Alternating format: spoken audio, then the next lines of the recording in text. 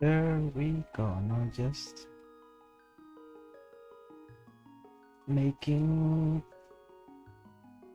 the announcement, and there we go.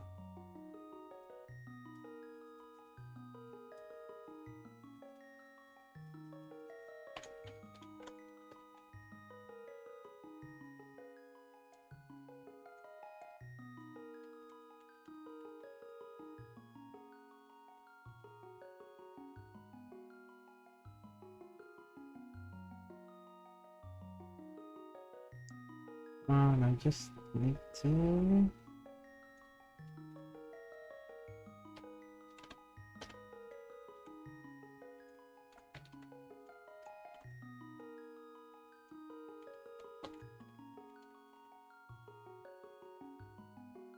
there we go.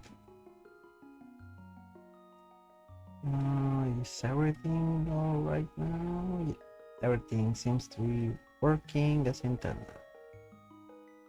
Yes, can give it a few seconds before I start doing the thing? Question mark.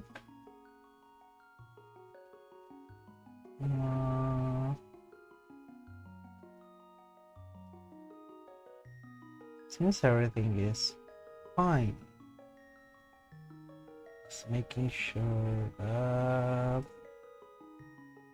I didn't quite fuck up. There we go. Okay, it seems to be working. This seems a bit off center, but I can't notice because the screen is all black. Fuck. Okay, never mind. Where can I wait a few minutes? So just a few seconds. I'm trying to make sure that it's working out. Like my stream speed seems to be doing fine. It usually isn't though, so waiting for a spike or something, like something bad to happen, but it seems to be working.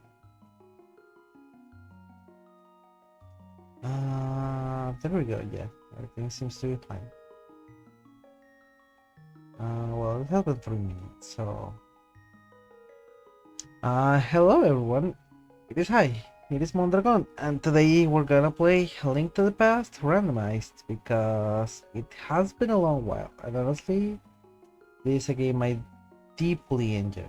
I love this game. Like you wouldn't believe. Like this game goes so hard. Oh.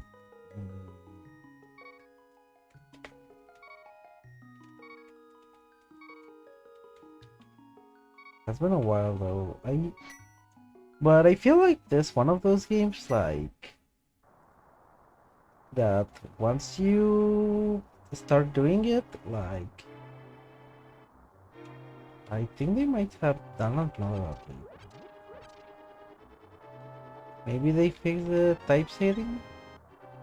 Because some messages look very weird, or most of them.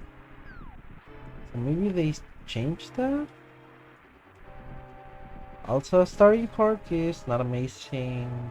It is actually pretty bad for this part of the game. We need something that is actual, like a way to either do damage or at least like be able to interact with the enemies, because otherwise we're gonna have to get creative and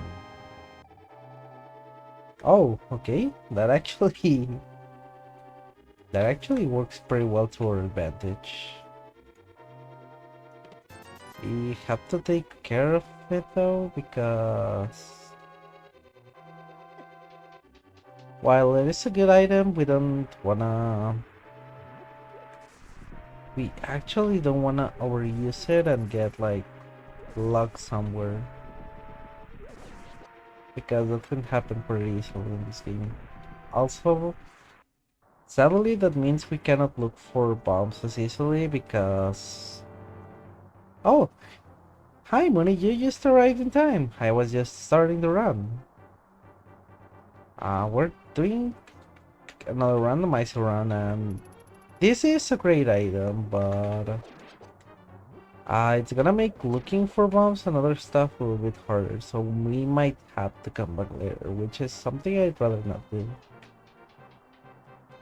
But we'll see how that pans out.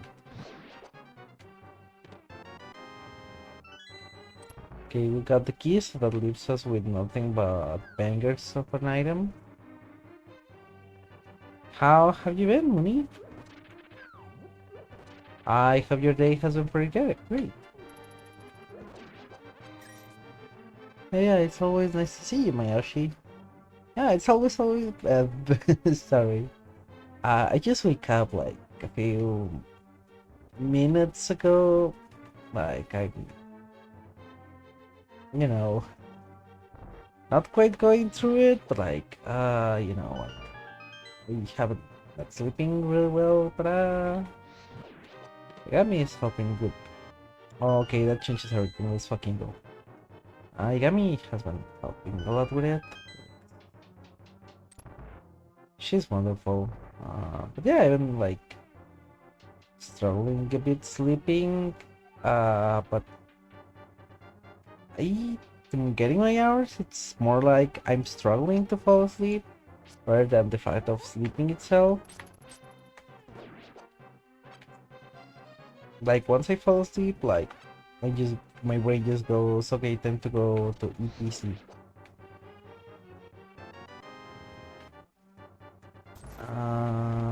That's not great.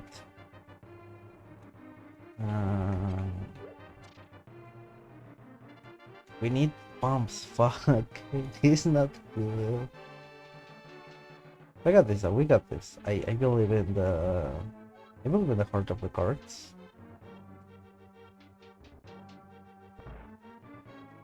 Holy God, I'm getting ready for my orientation on my new job. So explanation for more weeks. Maybe you need melatonin. I have melatonin, but I might do that in the next few days. Like my sister, I think she noticed that I'm not sleeping well. Apparently she had like seeing stash sounds like like she's a dealer of some sort, but now like she's just like one of those people that it's like she is less she's less concerned of about using medicine because she's like, I mean, if I got an issue, I gotta deal with it. Like, and like, my respect to her for that. Yeah, she was like, get this. I'll give you this. And if you have trouble sleeping, try to use them. They are also good for resetting like your entire clock. Okay, yeah, we got the bomb. That's all we needed.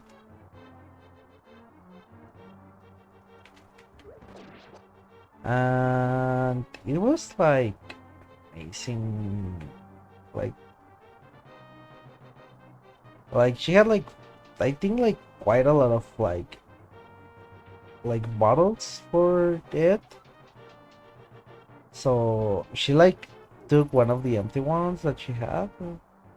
She usually throws them away, but she's like sometimes they come in handy for like helping arrange stuff or just like sorting your own medicine and stuff, so I don't want to throw them out.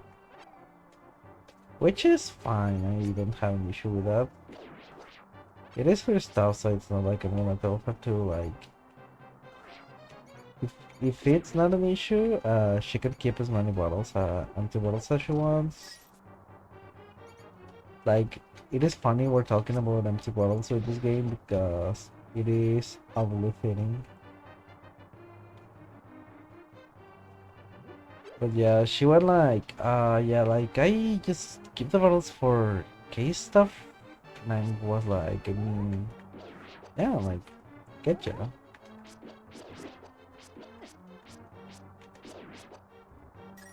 We need not another bomb, but it would be pretty great. Maybe you need to celebrate that very cool self-sleep having a look. I did have like a thing where I was sleeping early, but something happened, like I don't know what. Like my body just does a thing where it's like sometimes it just doesn't want to go to sleep, and then I'm like, buddy, I got stuff to do tomorrow. Can we just go to bed? Can we just like just go to bed tonight?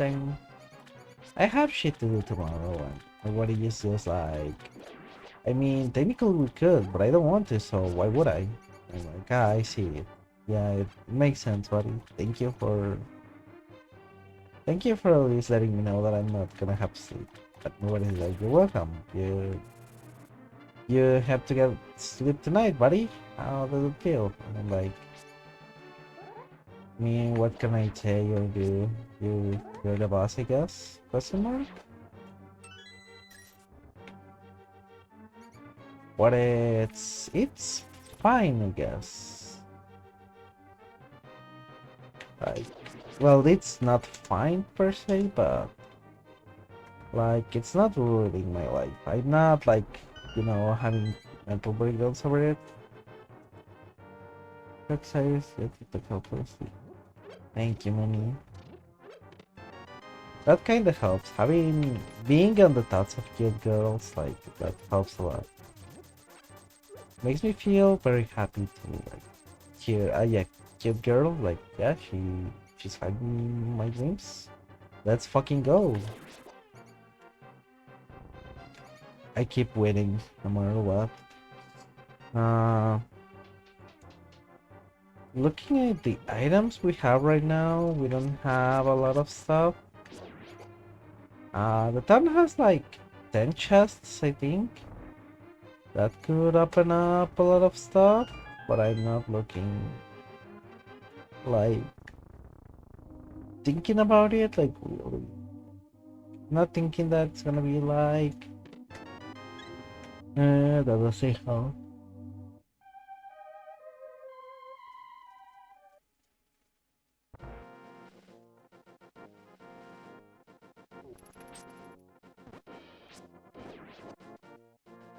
Hmm, what else are we? I mean, we need a lot of stuff to start getting places. Depending on like what we get is how good this run is gonna be. So I put it in all dungeons, so there is no need to watch that item because we're gonna have to get it no matter what. It would save us time, but I'm not like competing for a world record. Well, not even for a personal best. I don't time those. Okay, that's not what I wanted to see.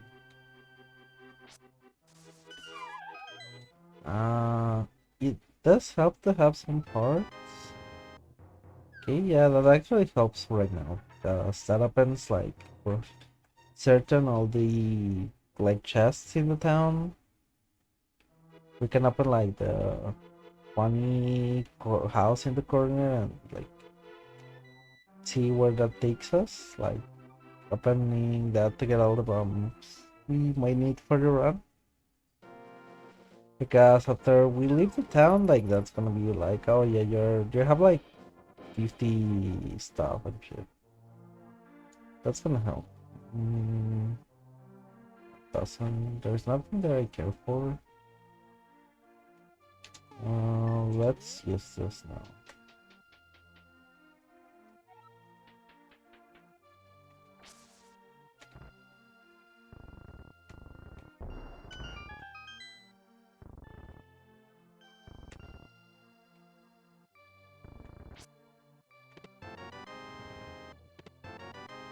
Oh, that opens Keto.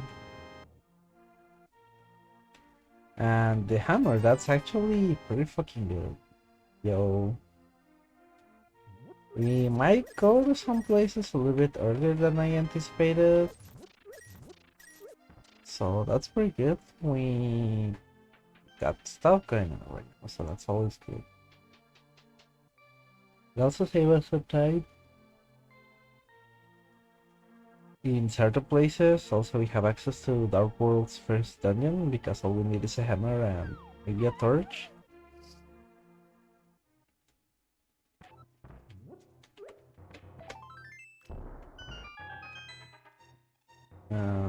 What else do we got here? Okay, that happens Dark World properly, so now we can do that. You know what, take it easy, easier to late man. Drink some coffee. Also maybe take a nap. I might after stream. Um, although like, so the entity is like she noticed that I was like very sleepy and struggling a bit. I think she noticed, or maybe she didn't know. I don't know. She didn't say anything. Like, while I was like, I hugged her, and then like she curled like her cute like tails around me, and they are very fluffy, so that like helped me sleep a lot. Like I stood there like awake for like 30 minutes before I fell asleep. Like she started to like curl up around me, like sort of. I don't know how to explain it. Foxgirl's anatomy is pretty fun. Yo, Yidori! Hello! Welcome to the stream. We're doing some A Link to the Past randomizer, which, well, I think you might know what a randomizer is. I don't know, like, it's funny because, like, the randomizers are, like, something that it's very common nowadays. Like, even, like, some games, like, mention the idea of a randomizer and stuff. Oh, wait, I came from here. Um, I went down here as well. The one you did was fun. Yeah. Uh, there is one that isn't recorded, like that one. I I don't know why, but like I was missing like I don't remember what item I was missing. I think it was the fire rod or the ice rod. And because it was all dungeons and it was randomized sadly, that meant that there was like two try hacks in one spot in two different dungeons. So what that meant was that I couldn't beat the game because I didn't have the ice rod, and I just didn't know where the last chest was, like where each one was the one I was missing. So like I literally like went through the entire game again, like off stream, because I was like, I don't know what is going on. That's not great.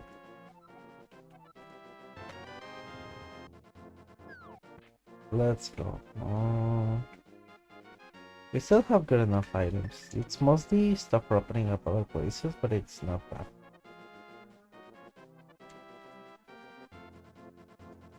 But yeah, like the one chest was like I think it was the like Dark World, like where you get the I think it's a heart piece for the one who has like the cape. I don't know how that cape is called.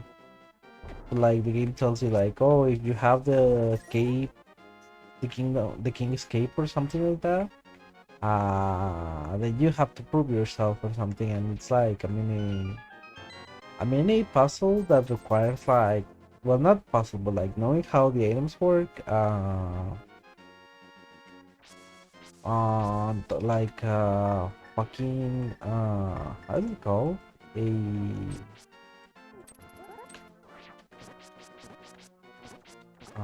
I forget the name of it. Like it's a like there's a bumper and you have to use the hook shot. It's not like super hard, but it certainly is something.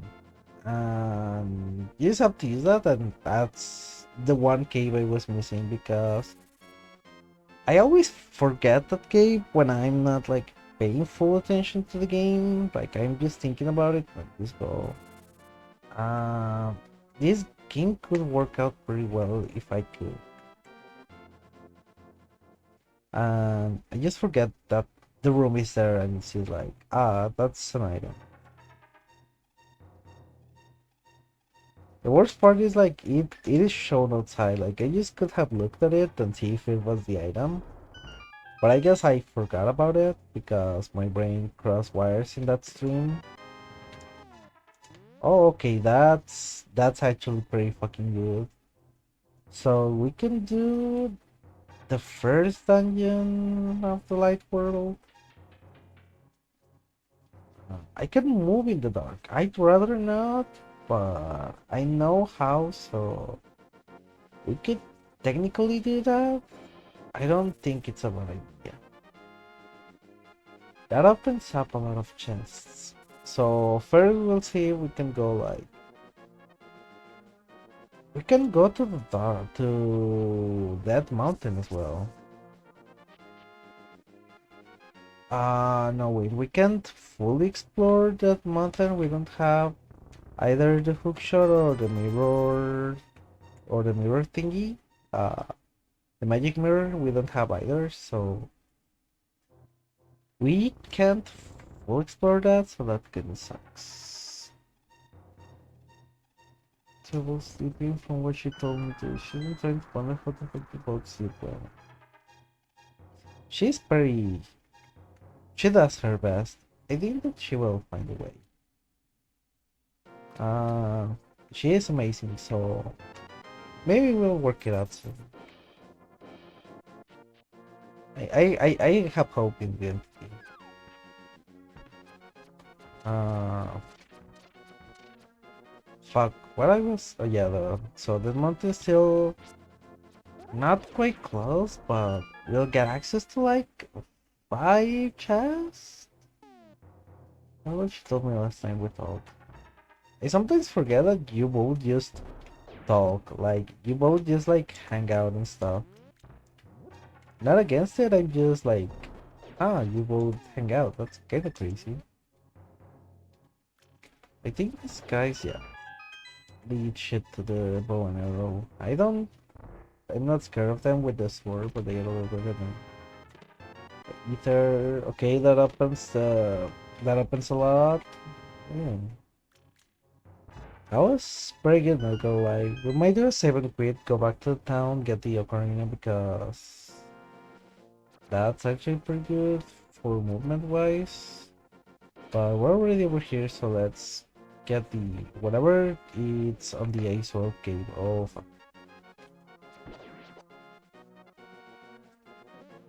We could also do the no flippers glitch. Nice. Yeah. Uh, okay, that's what we needed because I think the crabs take like 2 hearts for some reason. I don't know who was like, yes, this enemy that it's like on this very early part of the game, that's gonna take like half of your hearts because fuck you. We think that it'd be funny. Crabs are the ultimate life form. Yeah. Like, the funny thing about crabs that I find like so funny and crazy at the same time is the whole, oh, actually crabs are like dead as immortal, but they just like, the reason why we have never like, crabs are immortal, like their body just doesn't die. Like they just regenerate so well that they just don't fucking die. But you know, they are immortal in the sense that they don't die of old age, but more like, well, people keep fucking their shit up that it's like, yeah, of course, if people keep eating me and stuff, of course I'm going to die. Like that's a no-brainer. Now we got the ocarina and we can move faster. I kind of have an issue with how like they just give you crabs are true the immortality at the cost of being young. It do be like that. Sometimes the tastiest things are also the most longevous ones. I've heard that like a lot of dragons were like old as fuck, like when they got like killed by fucking people being like fucking we have to kill the dragon, they just went like, well, I mean, we already got like all this dragon stuff. We just cannot not try the dragon, you know? It was like very tasty for some reason, and I'm like, I know like there's like some dragons who are like, oh, that's massive, that's massive. Let's fucking go. Everything is up and up quite nicely. Some dragons are just like, I mean, I cannot just fucking, I cannot just not eat myself. And they are just like, they just take off chunks of themselves and like cook them and see like how it tastes, and they go like, damn, bro, I'm, I, I taste kind of good. Not gonna lie, this is bullshit.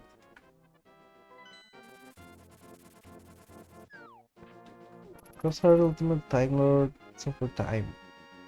I mean, kinda like even as dragons, like kinda respect Grouse because it's like, you fuckers better share your secrets with us, or like gonna commit a war crime or some shit. But where's Pog? It do be Pog. Think that we're at a work, not a bad spot, but like weird one where we have a lot of places up on right now. Like we could go into the dark world and see what it's there because we have enough stuff to explore. Ice Road is not bad. I actually like that. What else can we do?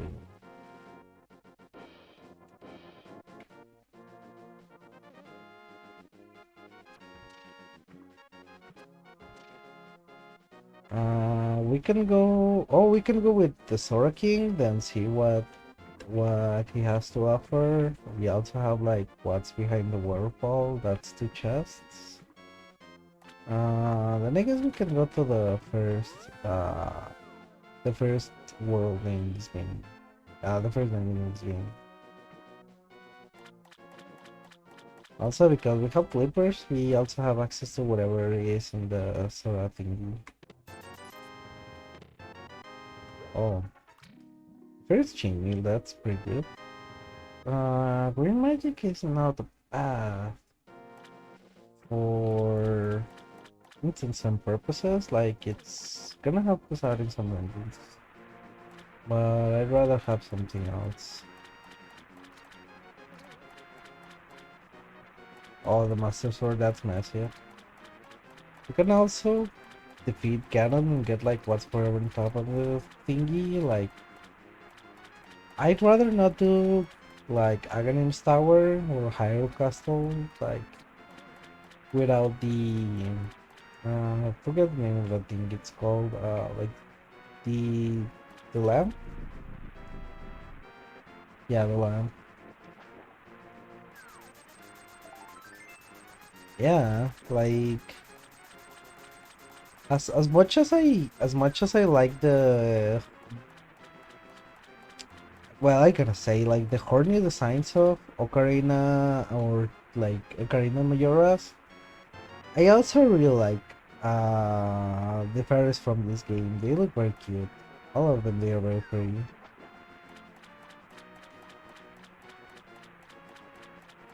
Like the ones that you can find everywhere, and they are just like, oh, we're gonna heal you. Have some tea with me, and have a nice like day with me or whatever. And they just like let you like kiss them or something. I don't know. Like they are just like, they are also very pretty.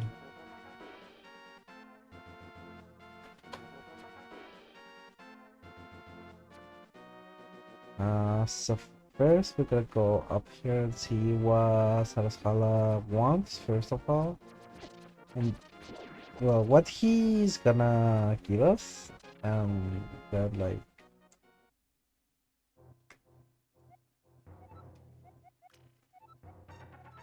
okay, he just tells what he wants. But why does this fucker always this like, oh, you gotta go to Turtle Rock and be like, where is it though? Maybe she's the most pretty too. Ah, thank you, Mooney. That means a lot to me. Um, I guess I can try and do the thing. If pull comes to shove, I can use a fire rod for like the parts I don't know by memory. Like that much I can do, yeah, if it comes to that.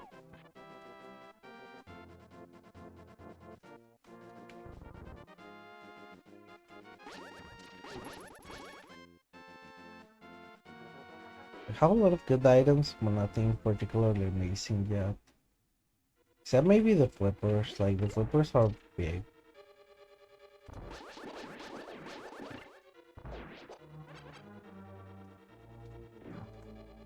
So there's a crystal here. The sea on the top left says it. It's a compass, that's not good.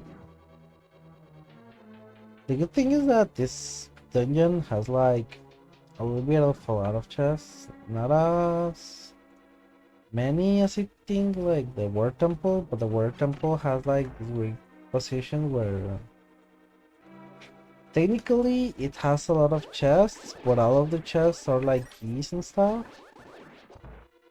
But there's like a part in the original game where it's just like a lot of rupees in one room where it had like two chests. Oh, we're cooking. We are. Ooh, that's actually pretty cool. That's pretty good. This is gonna make some bosses a little bit faster, so that's pretty cool.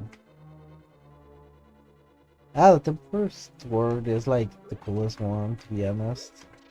I like also how it sounds like you're welding like something that it's hot and burning. Isn't the Master Sword good? Isn't that like the main weapon of the Warrior of Time? Uh, it is, but like in this game, because of how like the game works, is that the Master Sword gets tempered by some guys, so it keeps being the Master Sword, but it becomes like stronger. Which kind of makes sense because like I think A Link to the Past is one of the last leader games in its own time, in its part of the timeline. So of course it will need like a little bit of like reinforcement. Then the fourth sword, which is like kind of like blessed, so to speak. The map is not great. I don't care about that, so let's just go. The Master Sword is kind of like it gets blessed, so technically like even though you're having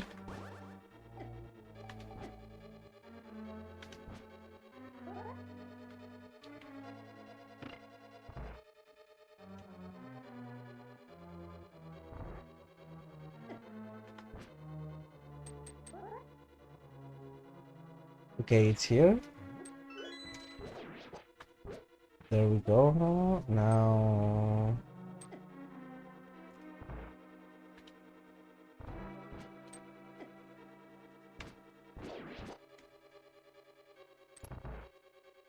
there we go. That room is a little bit not hard, but I don't like doing it a lot. People who like have memorized these rooms in randomizers like speedruns and stuff, those people have my respect. But like I don't think I'll ever do that.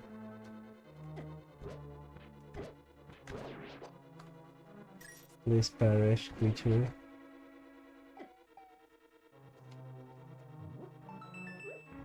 We had the cape, but we could have just like used the cape to go under them and like do... Oh shit. Oh, never mind. Okay, let's do a sell thing. That was impressive.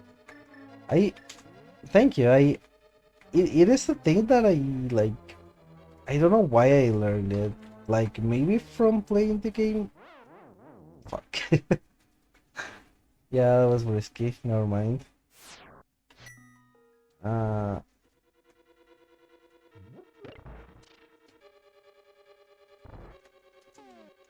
yeah, rip. I should have just like gone forward and wait for something else, but I wanted the fairy because that would have been like easy way to heal. I think I risked it a little bit too much. Wasn't necessary, but I just did it anyways. What we can do now though, it's just like go to the place, grab the funny, like get the items where light up the. Oh, there we go.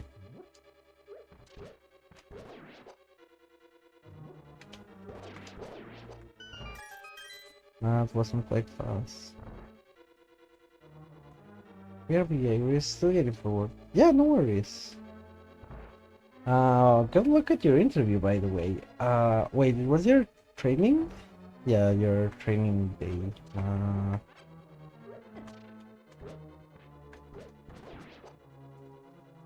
Good luck in your first day of training. I know those things kind of suck, so just hope you have like a nice time. Now, what? Okay, so if I remember, the thing is here? Yeah.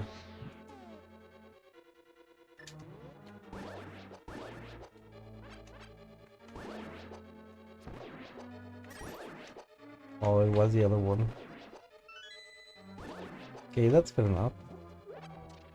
Those go out, and then that's it. That was the only part of the dungeon I was concerned for. Got full life, so there was no point in that.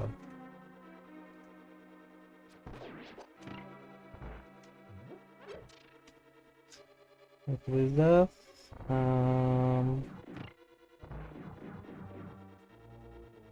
That's the one button. The funny thing is that the whole dungeon is beatable, but this thing has to be beaten by arrows.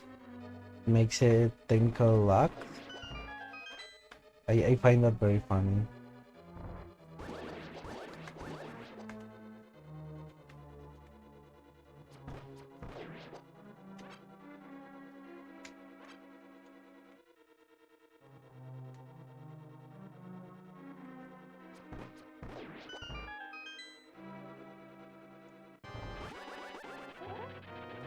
Oh, I forgot this was randomized. If it had been anything else, I would have been fucked. Let's go. Clean, easy fight. For 10 arrows. That was... That was easy. Yeah, like... 10 arrows, fuck. So... The items we have right now are... Not bad per se, but we might have to go to that mountain right now. Time to do another impressive thing that I don't really like doing.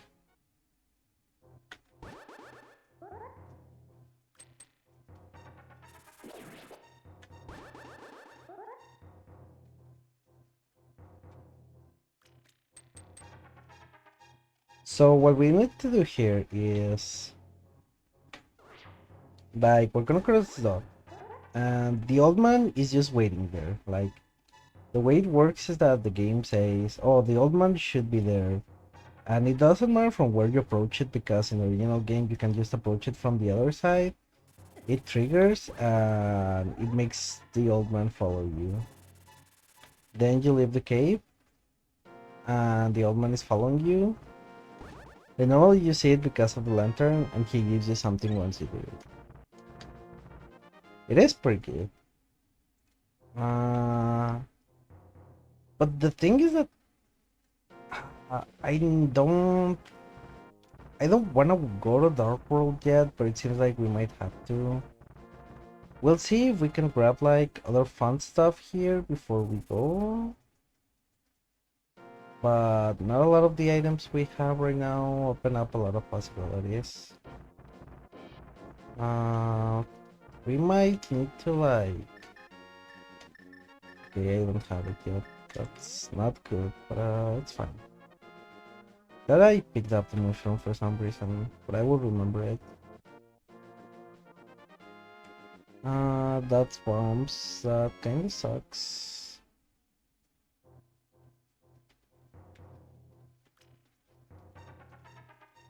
Hmm. That's not good.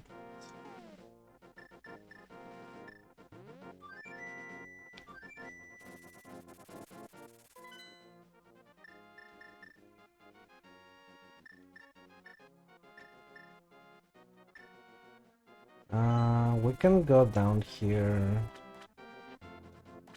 Okay, so here's my idea. We get through here to Dark World because it opens a lot of chests, and we technically can beat like the first Dark World dungeon. Like, I think Blind is easier to go in like in Tipstown. Like you can go to Blind's dungeon easier, but there's also like 5 items here, so I wanna check those before I do anything. They're not 10 arrows. That's not great. Give me something good, my guy, please. Small shield. That's money. This cave was a disaster. This wasn't very good. On top of the pile, there was just like a funny, what's it called? It was just like it was whoopies. It was something that wasn't like actually that good.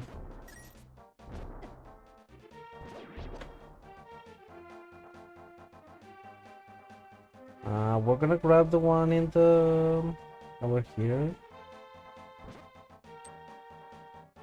Here's the first item we can get, like, I think. Then we'll go to the top of the thing. And I guess we'll go to Dark World. To Tipstown. That's... This is not arrows. Oh, that's actually pretty good. Okay, yeah, all the boss are fucking dead right now. That the silver arrows are pretty great. Are like money kinda helps, like if I want to like invest in the whole thing about like with the fairy and the in the island in the light world, like the island in Lake Hylia. She can expand my stuff, like how many arrows and stuff I can carry. But aside from the bombs, that rarely comes in handy. It's helpful, I guess, like if I start to get desperate. But by the point I could be invested in getting those upgrades, I already have a lot of good items,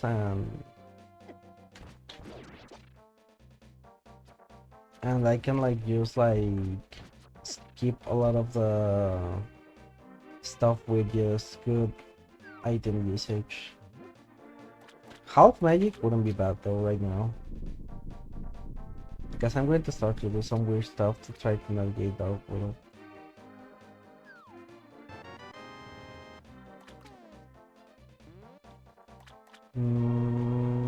Where else can we go? Yeah, we're going to go to the light world. To go into the dark world.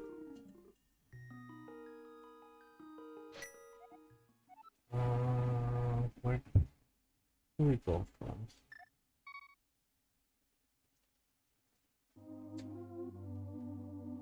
So what we can do right now is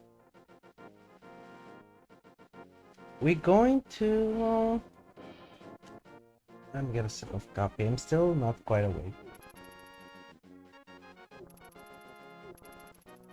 This coffee is pretty good. I usually get myself instant coffee, but my I think my instant coffee, like, because it has been raining, it got like clumpy, and I don't like, and it doesn't dissolve well. Like, no matter how you try to stir it, it doesn't dissolve. So I just made myself some like machine coffee.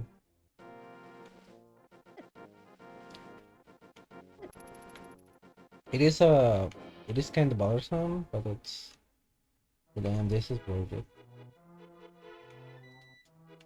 Also, that is like the kind of person who, even though he had like a good coffee machine, um, he has like, I think everybody in my family has ADHD, and he doesn't know, so he has a hard time focusing on the I need to make myself coffee. Wait.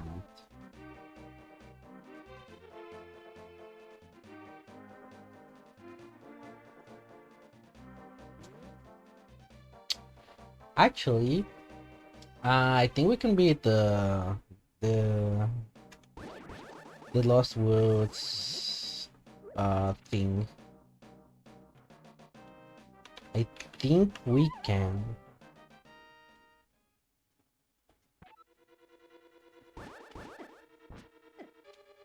It's gonna be a bit annoying though, because these fuckers like bounce around everywhere and they are like really annoying. I don't like them a lot. But I think we can beat this place. This is not a hard dungeon. What we are expecting, what we're waiting for is to see if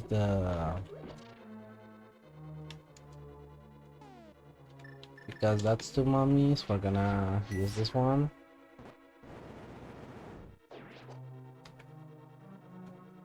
That freezes them up.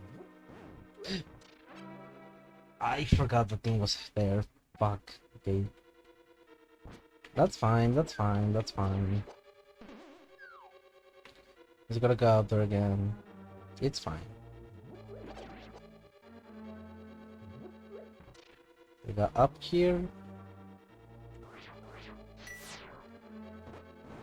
We do this thing. Oh, there's a shroom. That's actually pretty good. Now we have to go with the witches, give them the item, leave the screen, and then come back and see what they give us. Oh. That's not wanna be it. Okay, that could... Okay, it seems that it's not stuck anymore. Let's go. Now...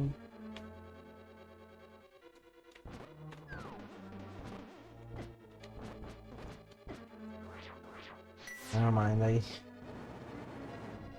they have a little bit too much HP for me to do this with patience. Ah, no. That didn't... That didn't got me, but fair enough. Floor masters have such weird like grab detection on the SNES for some reason. That is even in the original. It's not something from the randomizer.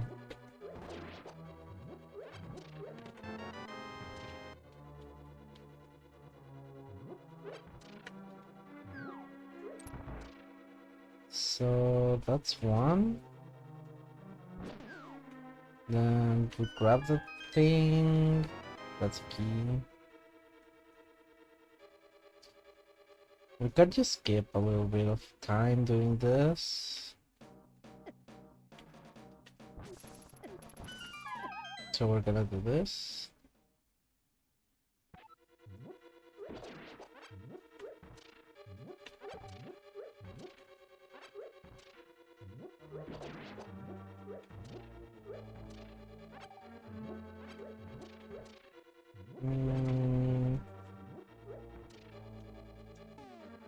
I don't got that.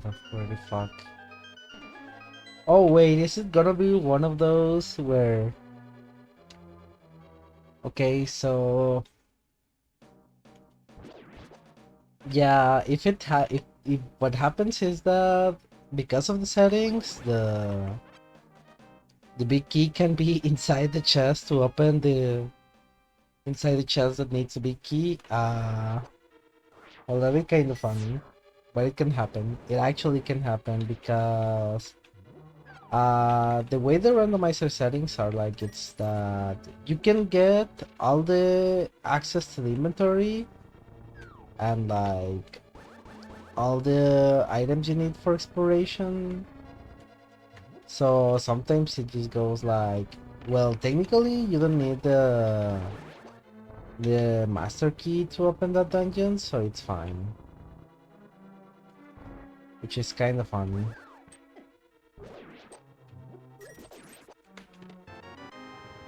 It happens in this dungeon and the Thieves dungeon. Those are like the two that where it can happen very often. Where inside the... But that's another funny thing that can happen there. So now the key, it might be the case. That actually might be the case. It might be happening. That one's very funny how you get to that room, but it's there's nothing inside that room except maybe fairs, I think. So it's not necessary. Surprisingly, the SNES, A Link to the Past, a lot of the dungeons have like rooms where literally you don't need anything from those rooms and you can just like bypass them. Where they have like rupees and stuff, like to incentivize exploration, but I don't think that it really does a good job of that. Like, it kinda tries to tell you, yeah, this incentivize exploration, but it's not as we'd like you to explore. Like, it is interesting attempts at incentivizing exploration, but it's not really that good. You look at these rooms and you go, I mean, yeah, I could explore, but also like I could just go like somewhere else and like get myself some food, you know? Like, also it's like the game gives you a lot of rupees in a lot of ways, so there's like very few needs for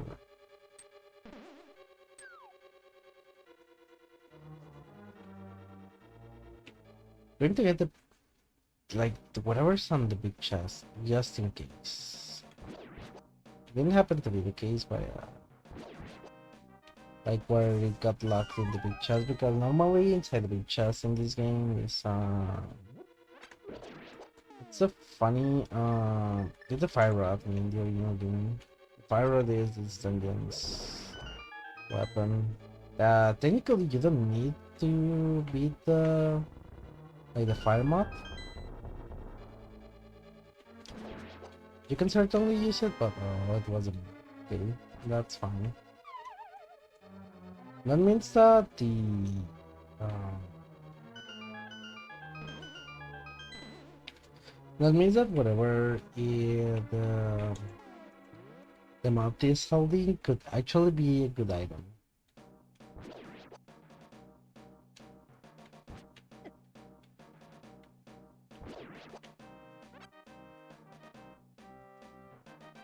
What else do we gotta see here?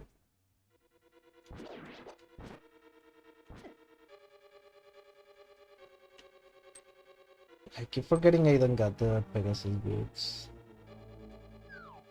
Those rounds where I get the Pegasus boots near the end are a little bit annoying because they save you a lot of time. Like, it's one of those things where it's like, for some reason, like, I remember when people for some reason were complaining that Skyward Sword had a stamina meter to run, and I was like, my friend,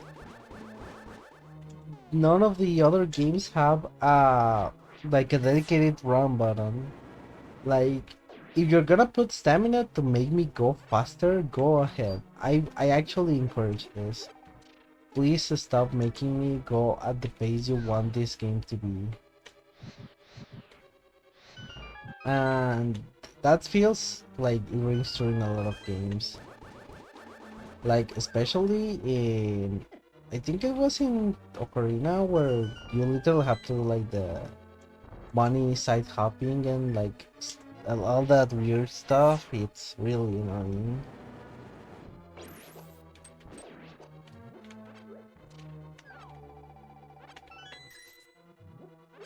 We have 2 leftover keys. Yeah, the tracks. They're like, let's see who it is. Ooh, this is... Yep, I can beat this. I can't.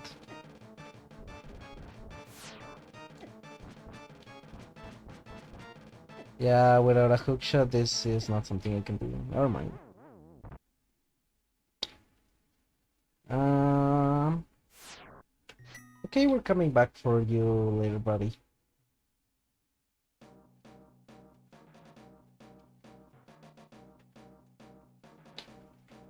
I just hope that thing doesn't have like any good items, because otherwise I'm going to... I mean, we still have to beat it, but it never feels good to go 2 times into the same dungeon.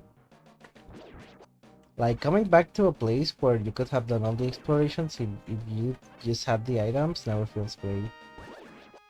I dislike that a lot.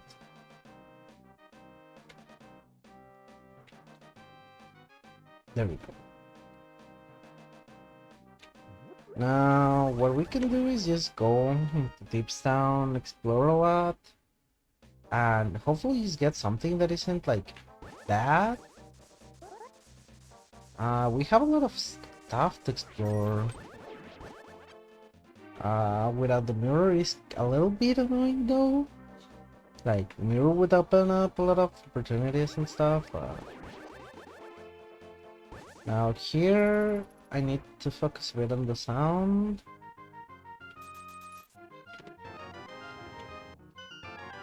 Okay, that's a both item from the pool. Let's go.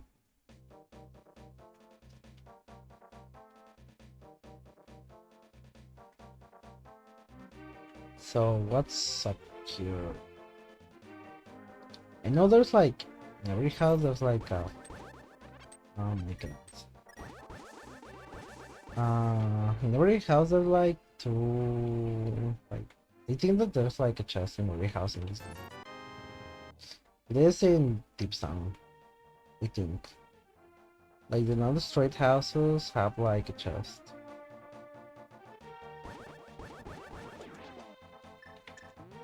I don't remember if this one does though. I know there's like... Oh wait, that's a store. Yeah, it's every house. Because that's a store. There's nothing here. Then that house is destroyed. Tips is up there. The bar is destroyed, so there's only this house. The little square thingy cannot be even accessed in this version of the town. That's money, that's useless.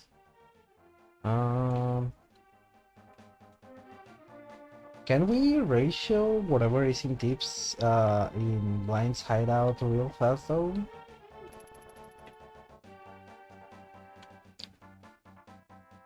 Yeah, we have to. I don't have the Titan Smith. Kind of forgot about that. What else? We can like... One option we can do is... I mean, we could like explore the funny. How's it called? The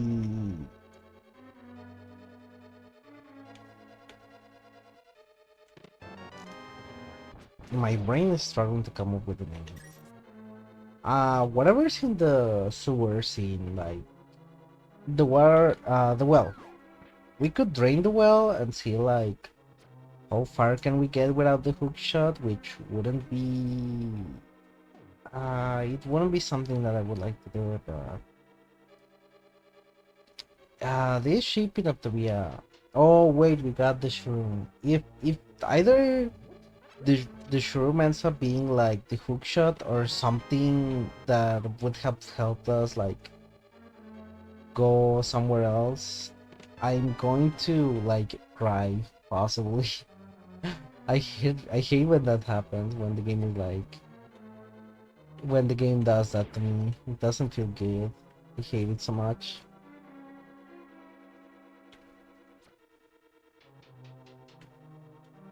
And I think there's like a logic check that makes it so that there's like a good but not amazing item.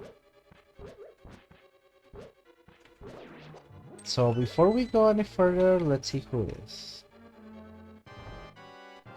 Is this fucker? I don't like this one. Yeah.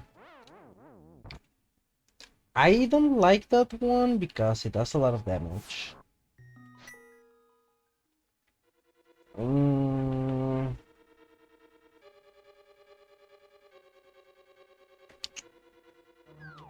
I'm thinking. I'm thinking.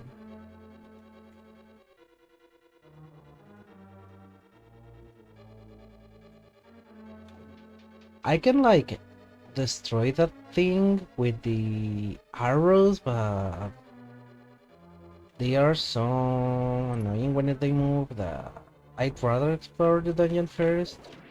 Like, we know it's killable. I don't like it, but it's killable. It's not something that it's impossible to kill. It's not at this point in the run. So we can do it like it's like it doesn't have a hitbox thing where it doesn't interact with anything but the item in the in its dungeon, which funny enough the item in its dungeon does nothing to that thing, I think, for some reason.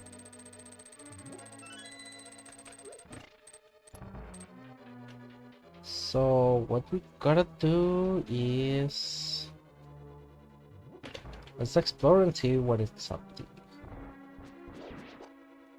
This dungeon doesn't have a lot of items, but it's a pretty simple dungeon. I would argue that this is one of the shorter ones. That came out just in time. I'll just do that for fun. In the randomizer, you don't have to do that. It doesn't affect anything. It literally does nothing to the boss. Anything's better than the Ace Dungeon. I I have hard feelings towards. I have complicated feelings towards the Ice Dungeon because I actually kinda like the Ice Dungeon. I think that even though it's a little bit complicated and requires a lot of backtracking, it is a fun dungeon. The one dungeon I actually dislike is the swamp one. I personally think that the swamp dungeon, it like it doesn't feel more like it requires skill. Like it doesn't require actual skill to beat that dungeon. It's more like a check of a hey, do you have all the items? Like it doesn't require you to understand how they work. Just ask you, hey, do you have all the items? You have them? Good. You can go. You can pass. And even then it's like, I don't know. Also, like, if you do the swamp before you do the ice dungeon becomes a lot more easier because you have the cane of Bearn, I think it's called. There are two canes. Why don't? Oh, let's go. Okay, so we can go back and kick that thing's ass. That's great. Um, I don't remember the name of the canes. There's the cane of beer and the cane, or if I don't know, like the cane of go fuck myself or something like that. Uh, and the cane, like the one that puts a block that lets you skip a lot of the backtracking in the ice dungeon, and that actually makes it a lot more enjoyable. And even then, like I feel like it's actually pretty fun, like the backtracking you do in that dungeon. While in the other dungeon, it feels like it has this weird feeling of like not of trying to make you like understand why you're doing bad at the game, but more like telling you you're just bad, like you're dumb. And I hate that kind of feeling.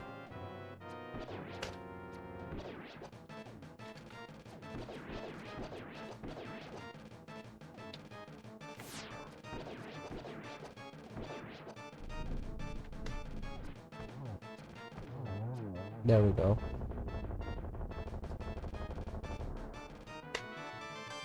This why this is why the silver arrows in any run at the beginning, it's fucking insane. It just like it literally implodes any boss. Like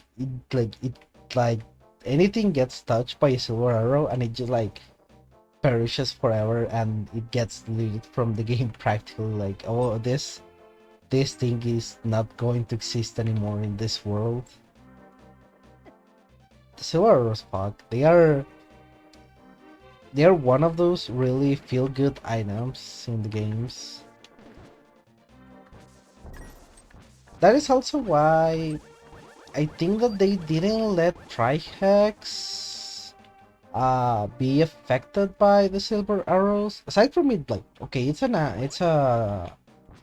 rock, it's a turtle made of rock and ice and fire, and like it's quite the creature. Trihex is quite the creature, but I think that the fact that Trihex is one of those bosses that are like, after a very tough gauntlet and it requires magic. Kind of like Trihex, I don't like the position of Trihex. Trihex had been in another dungeon, I think it would have been a very fun challenge. The end of Turtle Rock, Trihex feels a little bit unfair.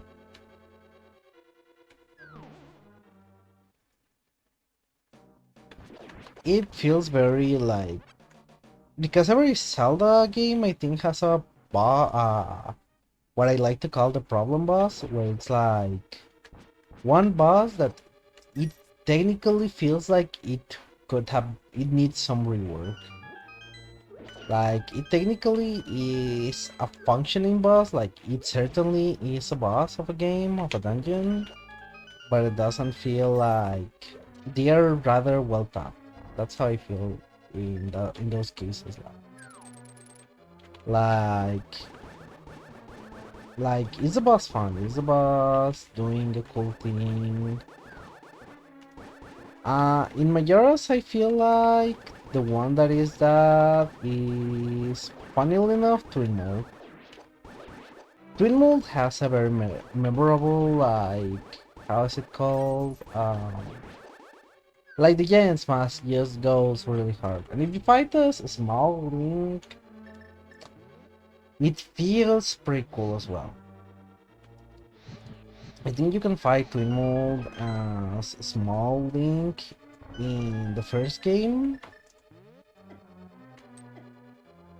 in Majora's Mask, in the original game, before before the 3DS remake. Well, it's less of a remake and it's more of a reimagining, because I personally don't feel like, I feel like as hard as a take this is gonna be, I feel like Majora's Mask for the Nintendo 64 and Majora's Mask for the 3DS are way two different games. Personally, I dislike a lot of the choices they made with Majora's Mask for the 3DS. I don't feel like a lot of the choices are like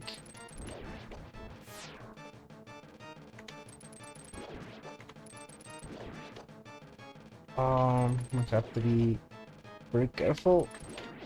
Never mind. This is gonna be tough. This boss is not tough, but the fact that it's one of the ones that move a lot with like a very big hitbox when it expands the thingies, it's gonna be a little bit annoying. I can do it though, I can do it. I certainly can do it.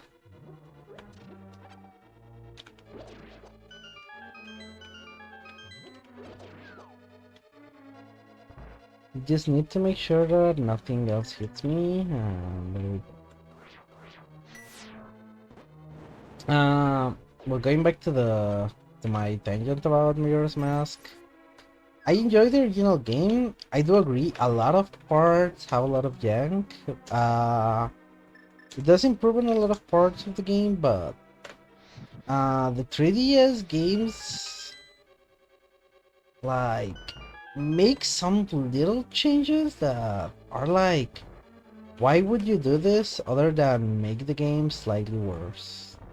Like, and particularly like in Majora's, like the original Majora's Twin Mode has a very nice mechanic. It's pretty underutilized. Like it's just you become giant and fight Big Snake. It's not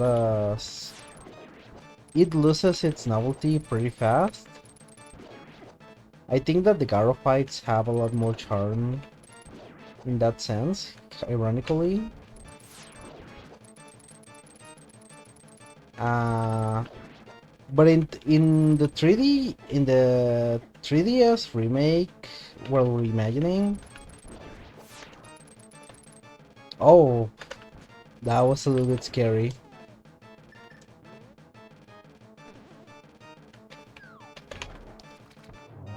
There we go. Also, for some reason, in this room, what happens with that boss is that the place it falls, it starts moving in a line. Like, for some reason, like either horizontally or vertically, it just can move like that depending on how the thing moves.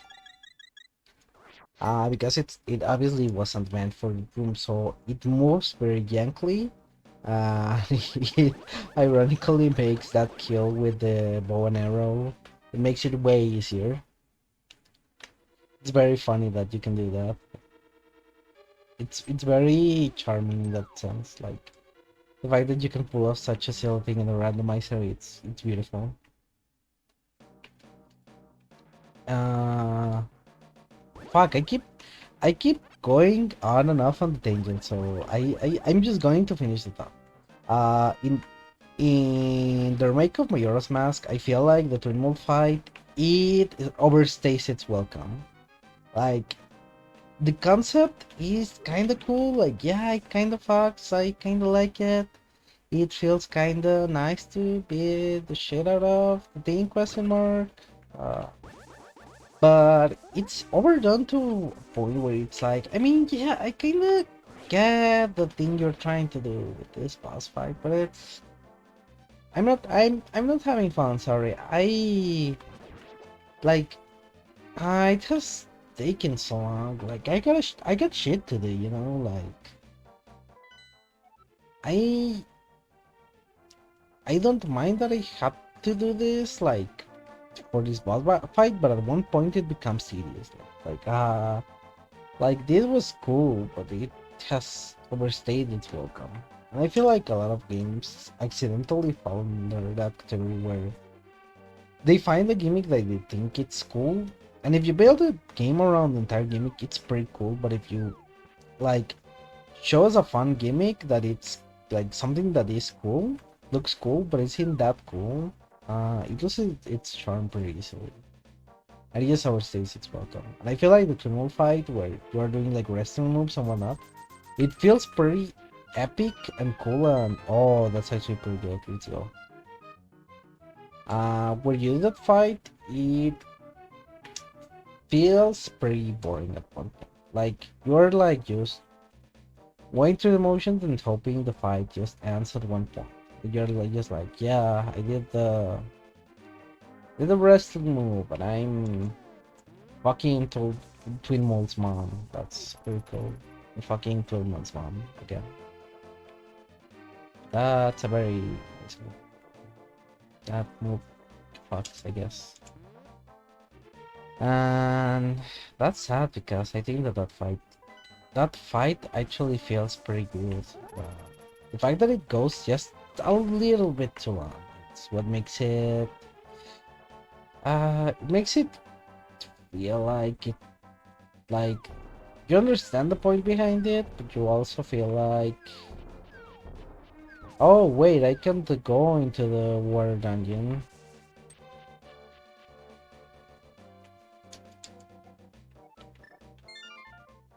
Yeah, that's not something I can do anymore.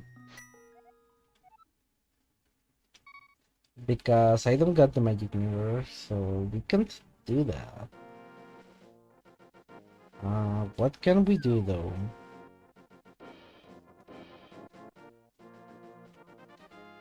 So we'll go to the witch's house. And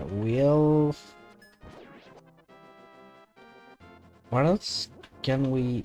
We can do the first Dark World engine and see where that takes us.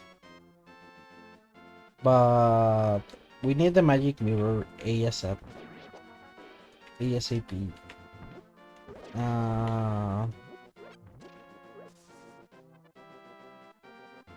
We also need like...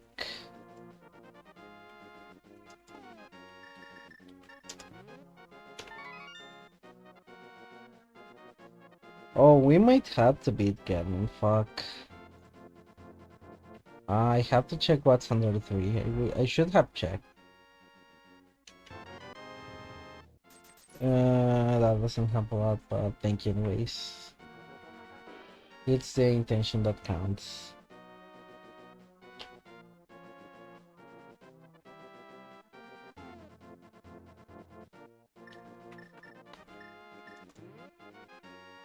Wait.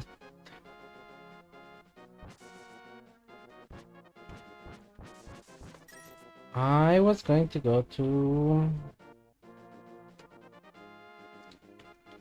Wait, no. I got an idea. Everybody, check this shit out. We're gonna get like 50 billion items here, and hopefully that tells us where to go next.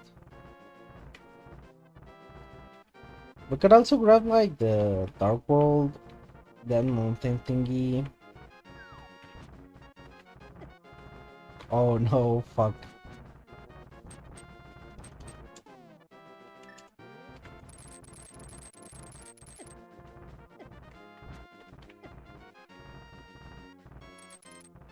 Yeah, like frames slow. You gotta love them. Okay, so this is what we're gonna do. Not that. That's not what I want. No, that's... Okay, before I fuck up, I think that there's the one where I can... There's the one where I get a heal, fuck.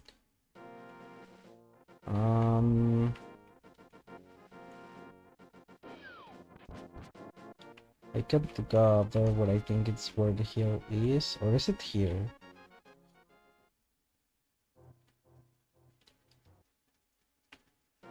There was one where there's a heal. I think this is the one. Yeah, that's...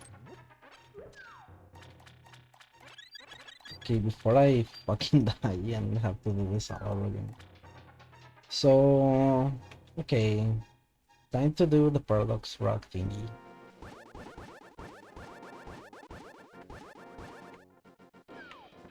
God, I love paradox rock.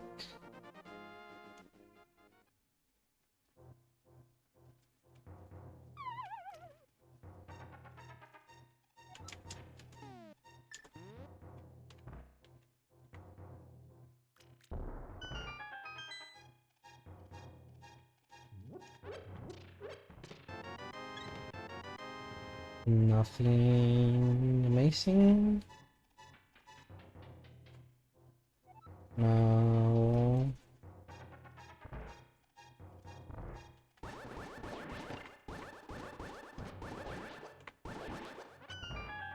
This 5 chests. There's. Oh my god, you're. Please. Ooh. That's. Ooh, that's fucking.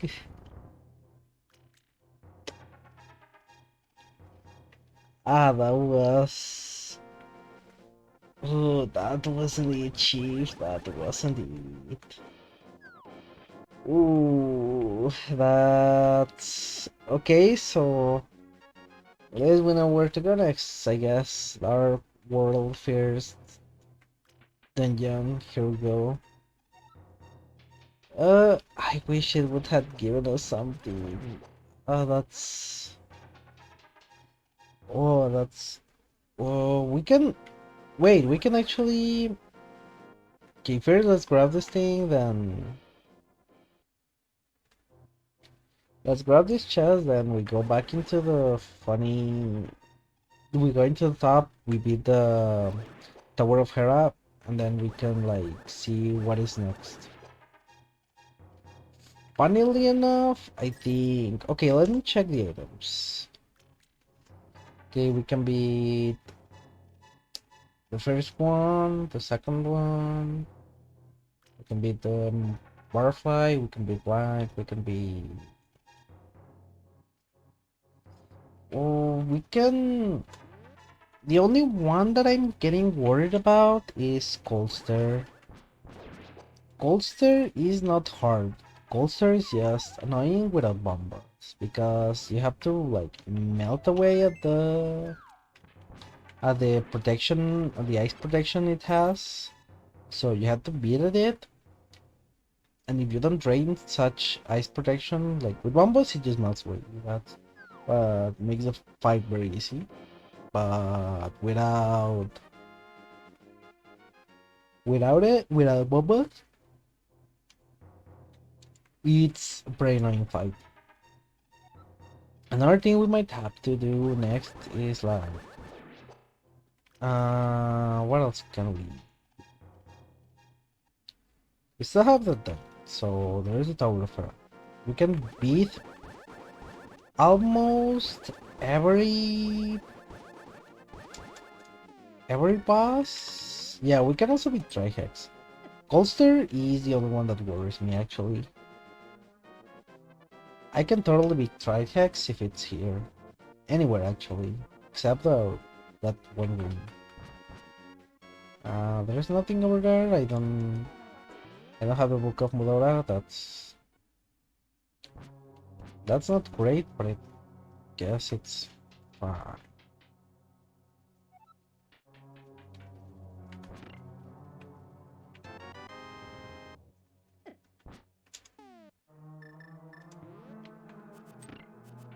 Okay, let's make this a little bit faster with my baby girl of all time, the magic boomerang.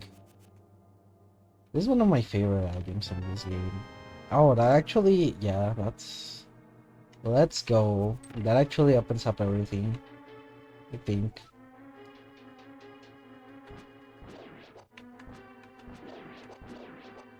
Also, getting Tempered Sword for this dungeon makes it way easier, and I appreciate it in ways like it's fucking amazing. These guys like they 1 billion hits, so I'm like, I think it's like this to get like the hearts at the top in case the boss ends up being a little bit too tough. Question mark.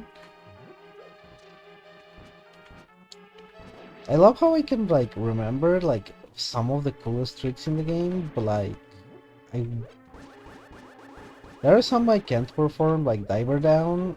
I think I practiced Diver Down like 2 times, and both times like I didn't quite pull them off. So that was pretty funny.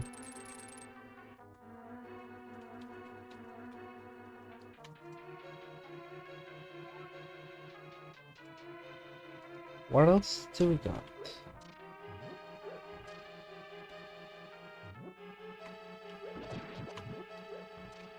Perish little thing. And I mean, we don't. Ah, fuck! I pressed the thing and we don't have to go down again though. We don't have to. I got the chest. That's fine. All we have to do is like go over here. Yeah. Let's hope it's nothing too crazy.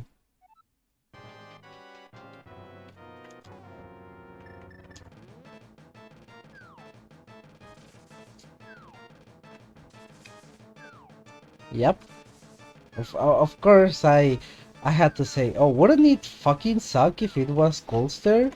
Wouldn't it fucking suck? Wouldn't it be like really, really silly if it was Coldster? Like, wouldn't it be fucking like silly? Oh my god. Okay, there we go.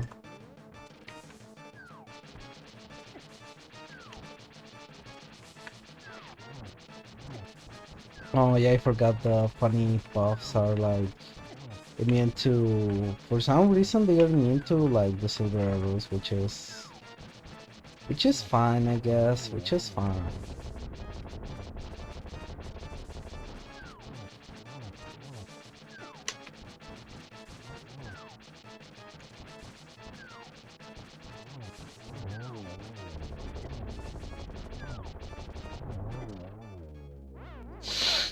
Oh, it died. I heard the. Ooh, oh fuck. I. Oh, that's. I heard the final blow. I heard it, and the thing in the fucking roof fell on my head, and I died on the spot. And ah, thank you, game. Thank you, game. Very based. Ooh, that was painful. That was quite something else, I think.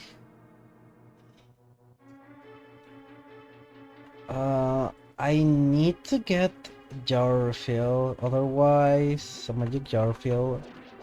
Otherwise, this is not gonna end well. Anything I need. I need anything to get that thing. Uh, any enemy that might want to drop a magic jar, that'd be pretty fucking powerful now. Because otherwise it's gonna be very close, and I don't really want to be close with that.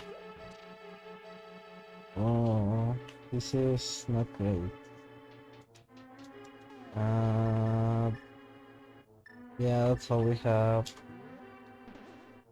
Do we need to go somewhere else for magic jar? Do we really have to?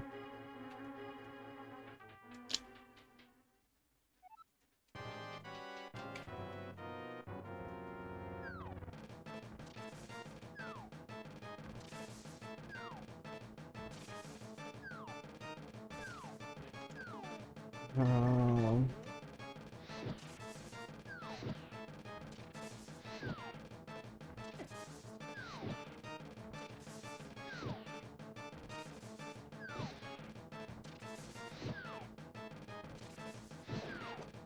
oh, just enough. Let's go.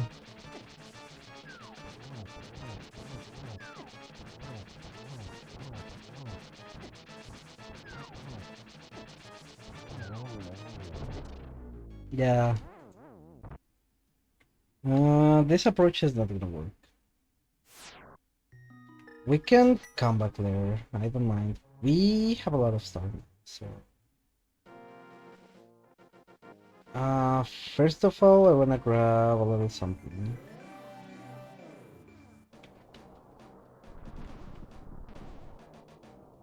It's over here, I think. Yes. Oh wait, I don't. That's silly. That's very silly.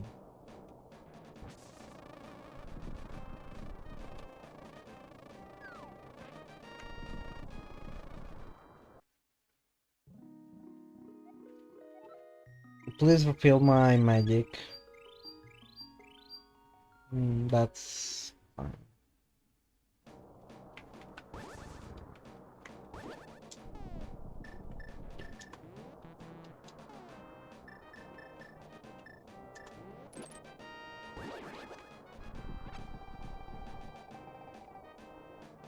Yo, let's go. That's exactly what I needed.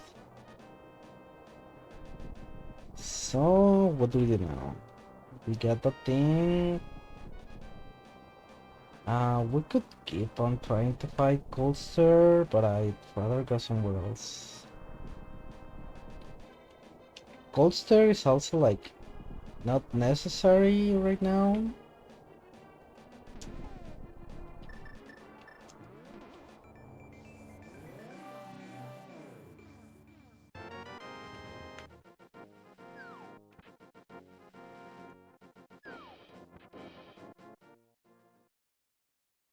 I'm just gonna grab that heart piece and then we'll go to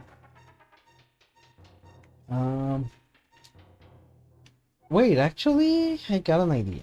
Something that is way better than what I had in mind. Oh wait, no, we don't have it. We don't have it yet. I was thinking of using the Titansmith to like go to Mr. Meyer early, but I don't have the Titansmith, so that blows away my idea. What we can do though, what we can do is go into Deepstone.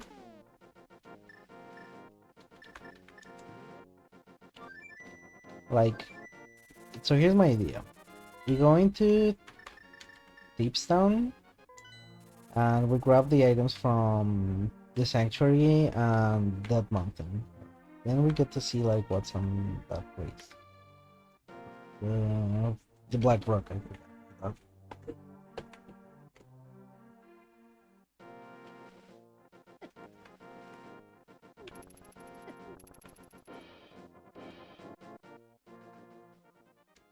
That is.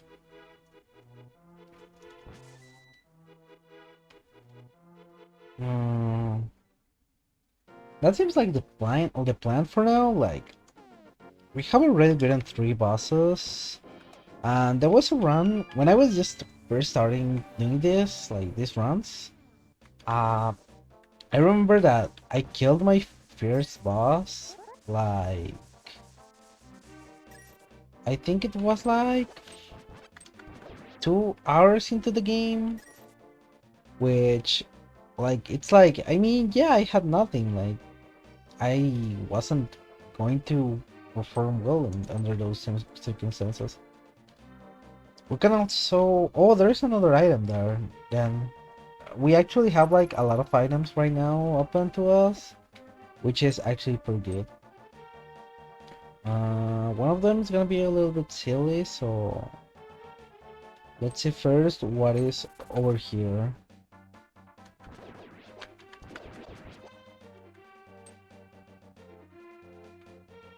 I don't need to do that.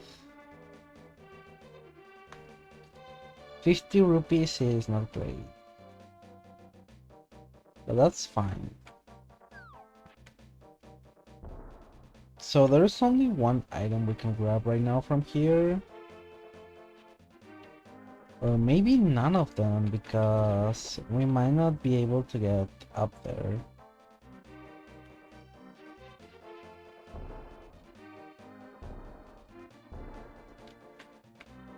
Can we?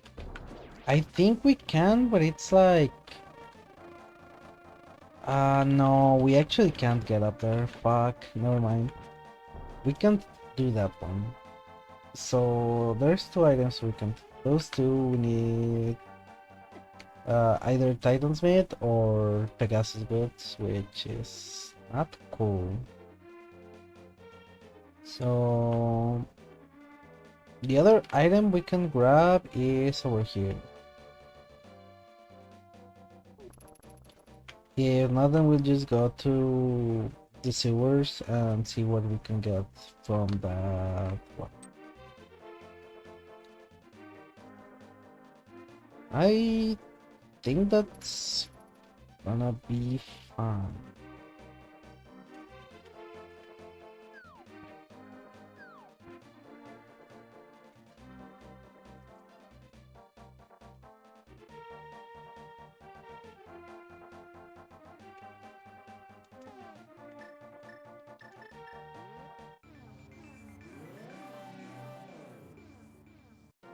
This is the item we were thinking of, and damn. Okay, so what's left?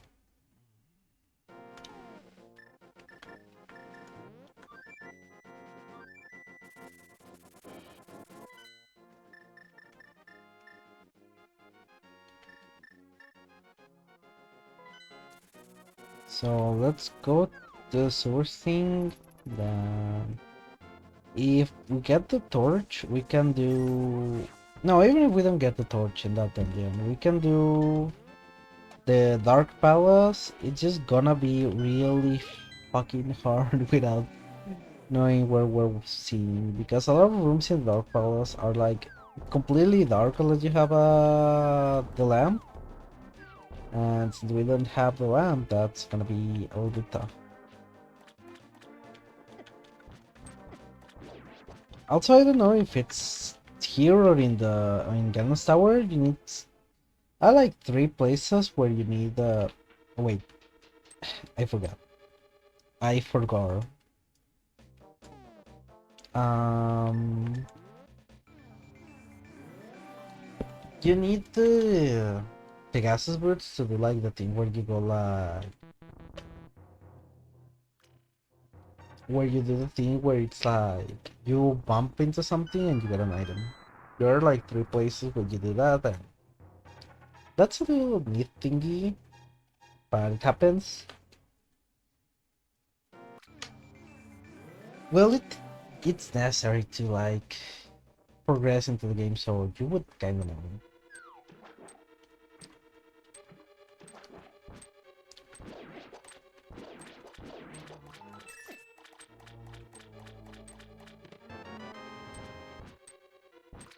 There we go. Now, this dungeon is a little bit annoying, but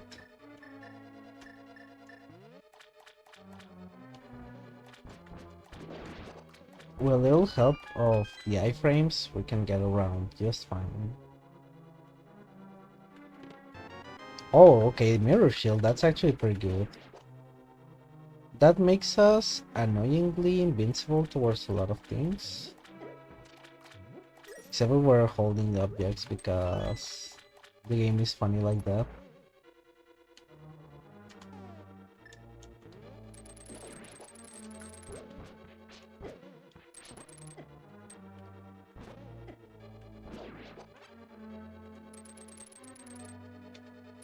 I was gonna say something about like who could be the boss of this dungeon, but I don't wanna jinx myself again. Still not bothering me. Yeah, it's weird because you would think that it's the the mirror shield, so you think, well, maybe the bones will be like very like frail and stuff, like maybe they just like get like they just bounce off or something. Like that would make sense, but the game is just like, I mean, they are bones, they are not they're not stuff that needs magic to destroy them, they are bones, so you still get hit by that. It's one of those weird things where like where as much as I hate the video game logic, that's fucking dumb. As much as I sometimes hate people who like nitpick that kind of stuff, that is one of those things where I'm like, I mean, yeah, it does feel weird that that's the thing, that you are like like the bones that the skeletons, the stalfos sort of throw at you. Wait, they are not stalfos, they are just like stall childs. I think they are stall childs. I don't know. The fact that the game goes like, I mean, they are bones. You don't have any kind of protection against bones, do you? It just lets you like get hurt by bones is an interesting choice to say the least.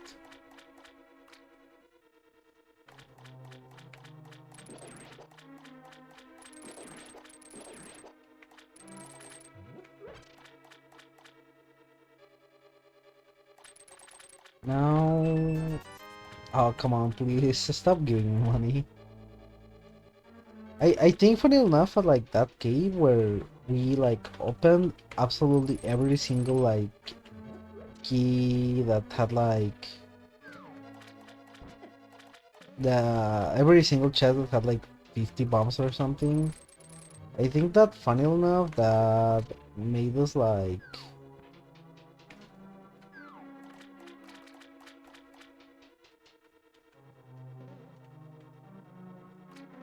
I think I'm missing something and I don't know why. Okay, first we gotta go and do this because otherwise we miss on a key and that I think like doesn't soft lock us because that was a very early complaint in the randomizer that sometimes if you forget to grab the stuff from underneath here, that would soft lock your run and make you be unable to progress the game anymore. So something that the randomizer creators did was that they put a thing that whenever you exit this dungeon, it resets. Like it resets, and that way you cannot skip any key in this dungeon because that's one dungeon where it can happen and it kind of kills the run. That's the thing. It kills the run and it makes it very hard for you like to be able to do the thing.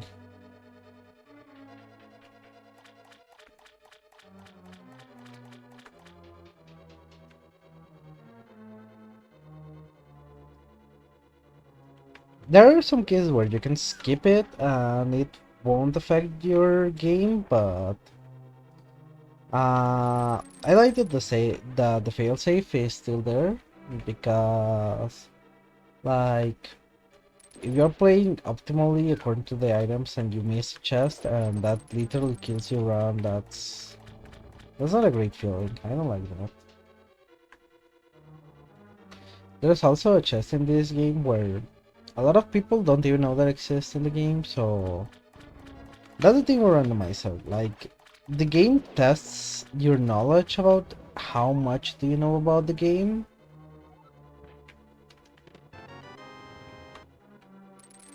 And like if you don't know where every chest is and every item is, you'll get surprised by the fact that you missed a big important item somewhere that you didn't even know existed.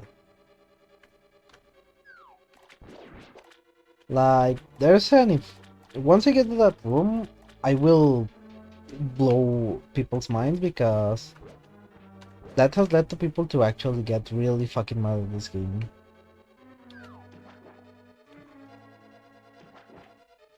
I forget absolutely everything after beating a game. I feel like that happens to me with a lot of games where if I beat a game and I think it was, you know, like God forbid, it was just good, uh I don't think I don't think about it ever again. Like I think that was a good experience. I like it. That's fine. I liked it. It was nice. And I don't think about that game ever again. Like I just don't care about it. It was good. It was a nice experience. I'm glad I could enjoy it once. But if a game like becomes so memorable to me, like I actually like it a lot, I learn everything about it. Like it becomes an hyperfixation to a degree where it's like where I literally remember everything about it. Paper Mario Thousand Years Door is one of those. Super Mario RPG is one of those. Uh, Funnily enough,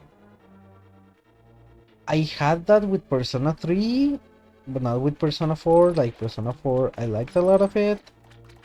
There are still things that in Persona 3, because of the visual novel aspect, I haven't chosen every single option. So I'm like, well, that's quite the place to put the Book of Medora in, but I guess it's fine. Fine, we finally got it, so that's cool. That opens 3 places. And one of them still needs Pegasus boots. Literally useless. What about to beat this dungeon?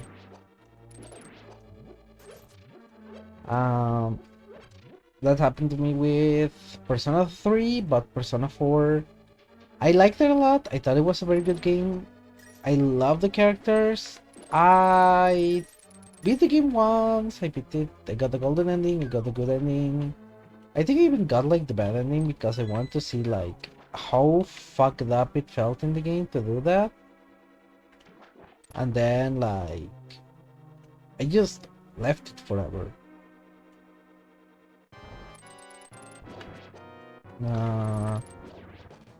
That is the first boss that is in the place it's supposed to be. It's kinda cool.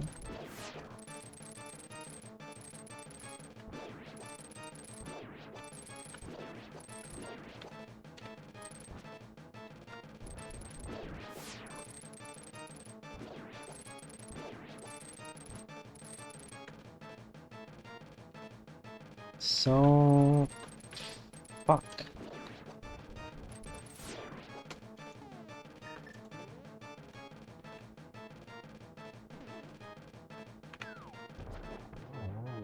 There we go.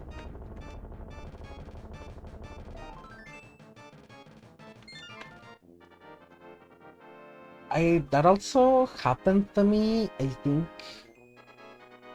With Majora's Mask, I still don't know where everything is. I've never done a 100% playthrough of Majora's Mask. Like, oh fuck. Uh, I'll be right back. I think I heard something. I'm gonna go and check what's up, and then I'll be right back. One.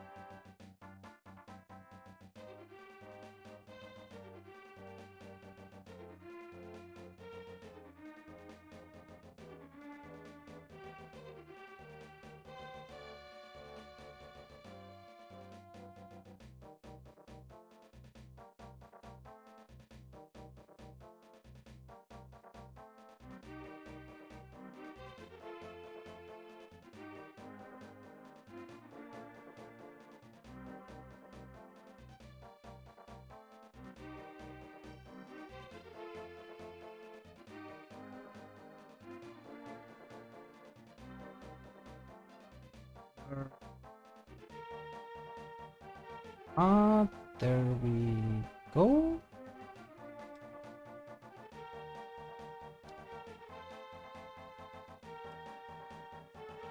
Need to fix chat a bit.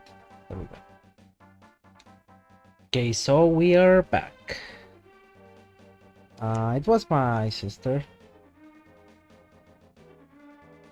She came home and she was asking me about some stuff. She wanted to know, like, apparently, like, some sort of package was supposed to come today, but it hasn't, so she wanted to know if I knew anything about it, which I don't, but I guess that's fine. Okay, so we still don't have the Pegasus bats, which is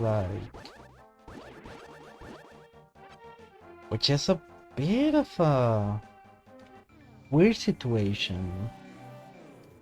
We technically don't need them as much as people think.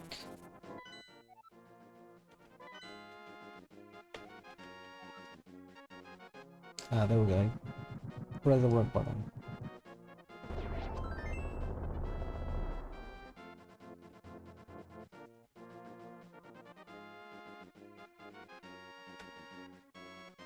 I think we can beat the boss from that dungeon, but it won't. I think we need the key, and if something is in the thing where the Pegasus boots are needed, that dungeon is not beatable until we get them.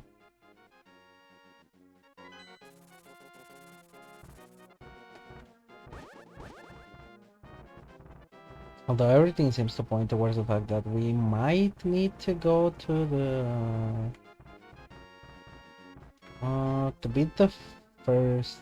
Well, we can give it another try to Cold Stare after we see what we get up there, because we're already here, so we might as well do it.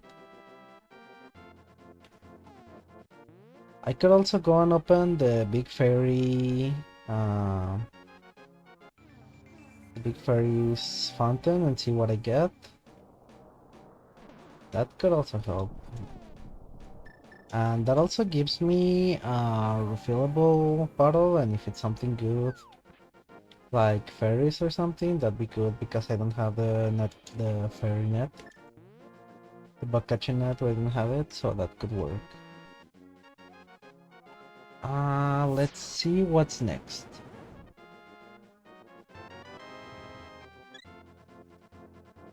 Yeah, that certainly helps a bit with Cold Stare.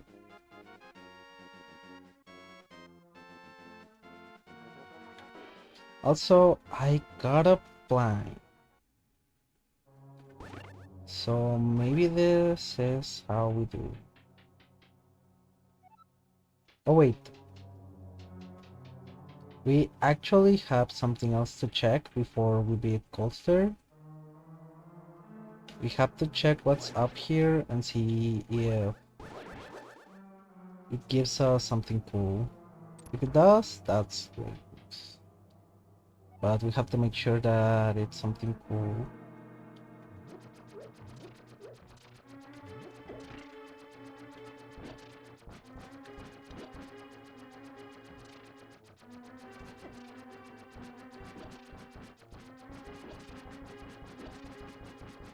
Sadly, we can't do the door frame thingy here. The stairs don't work like that, so that's such.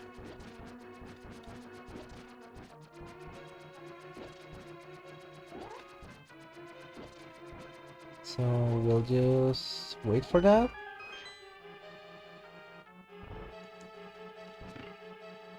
Something that I kinda miss is that the patterns of what the tiles would do was also randomized, so that would help you that was like a neat detail they took away from the updates. I don't know if it's because it was causing some issues or something, but it's most likely because of that. They don't take out features unless they start causing problems. they haven't taken like those kind of things. Oh yeah, you have to. Fuck.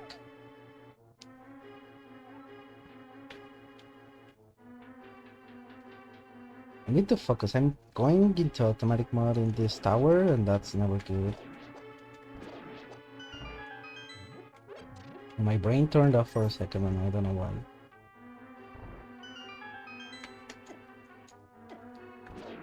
The fuck? Okay, my keyboard is having some things. Sorry, a normal one, as usual.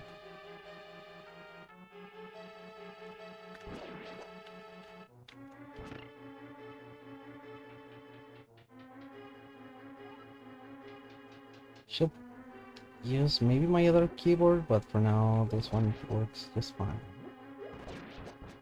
If it does the thing again, I will take out the nice keyboard. My mechanical keyboards.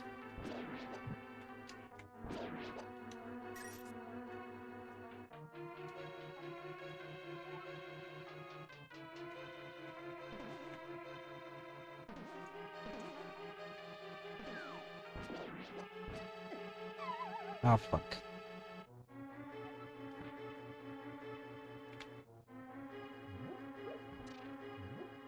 Well, let's open that thingy and then we'll go back up. So let's take that out before I mess up. Press the button by accident.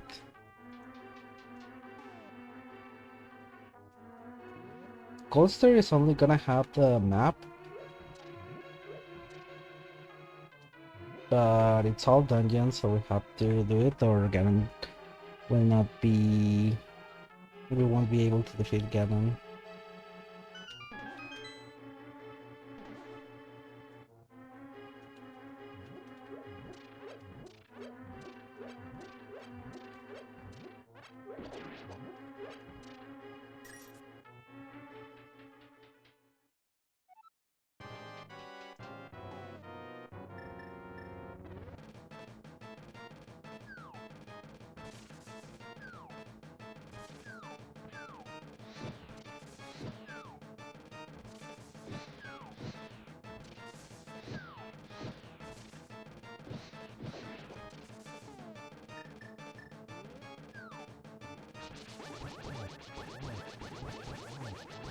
I can chase one of them like this.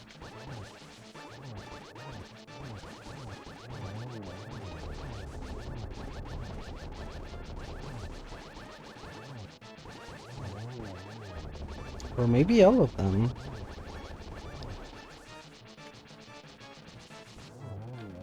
There we go. That's how we do it. And well, we'll open the fairy cave, the fairy fountain, then we'll go and do the dark dungeon.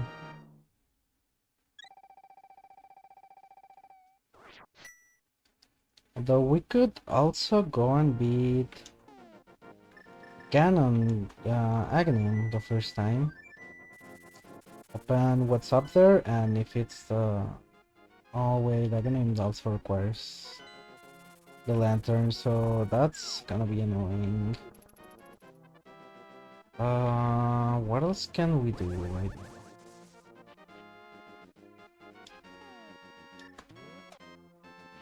Guess we can go into the desert and see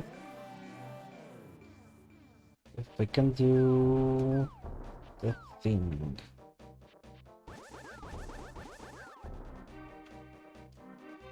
Because we don't have the Titan's Maid, and that's kinda of an issue.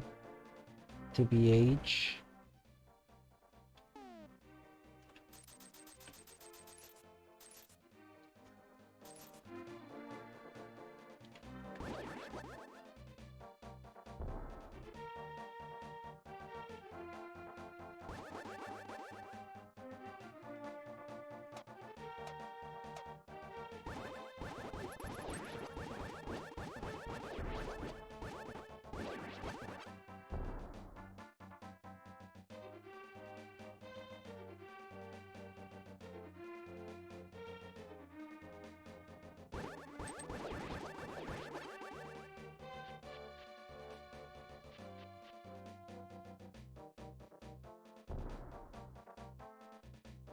What else can we do from here?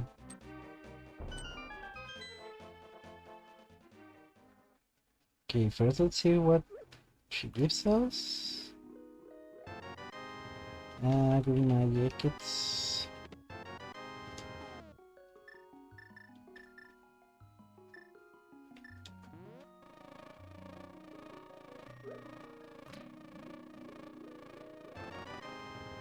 It's better than a bee. Now, what else can... Yeah, we're gonna go and do the...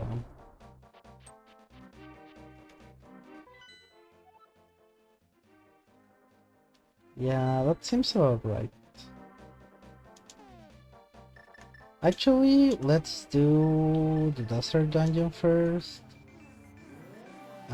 From there, we'll figure out what's also next. We don't need... Hopefully we won't need the Pegasus boats. Or hope that there's like something good in here that going without the Pegasus boots actually is not so bad of an idea.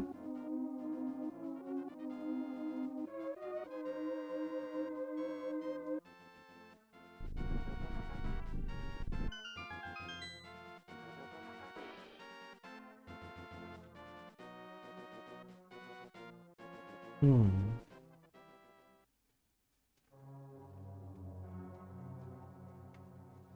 Yeah, they might be.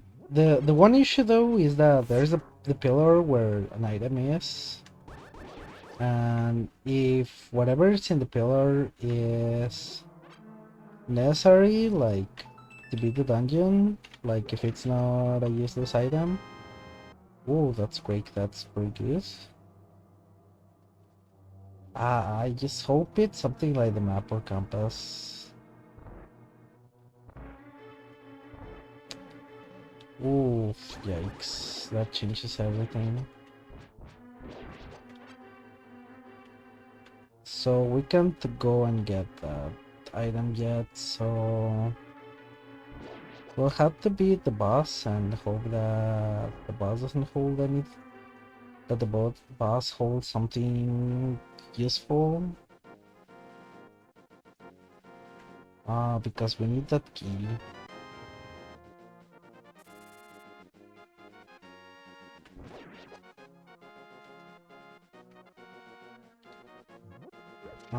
What else can we grab now?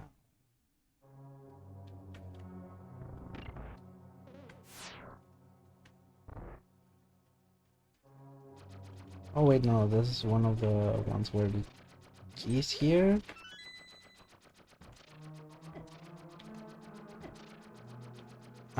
Wait, I got an idea. This is not smart because that could mean a soft lock.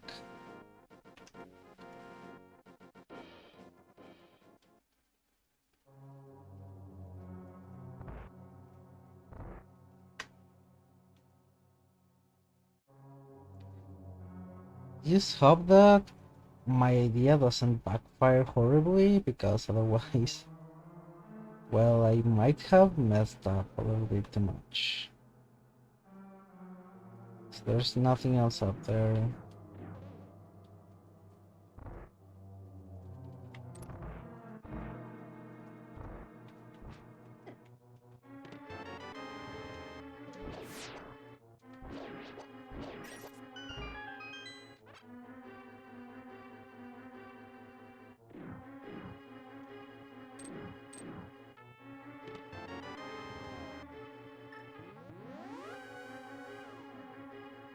That wasn't great.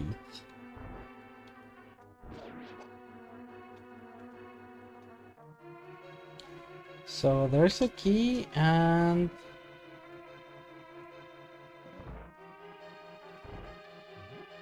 okay, here's the thing. If I'm not mistaken, this is gonna be the map or the compass.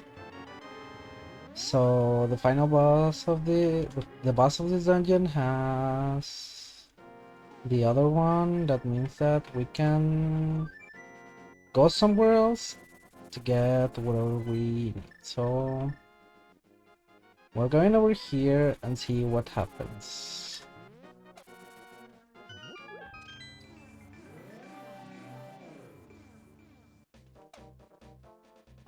We do need the lamp right now though.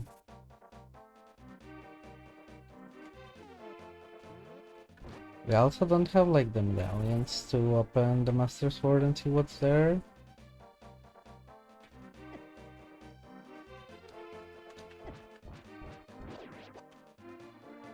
So that could be very bad right now. What else can we do? This is a part of the run where, because we need a very specific item, we can't make a lot of progress. So we're like scratching at the corners to see if we can find something. We beat the light world version of this dungeon, so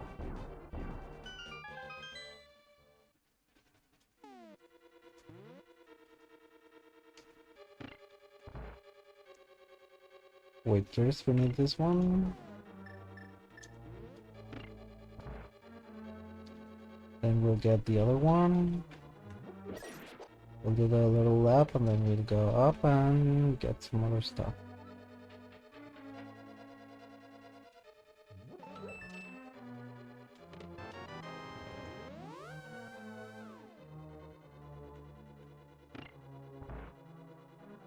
So we go down there. For this part we don't need anything that needs like lining or something. We can do without the lamp, so that's good. I'm gonna be needing a lot of bombs though, because we don't have the Pegasus boots and therefore we can't like do the thing where we just like slam into these things to do it a little bit faster.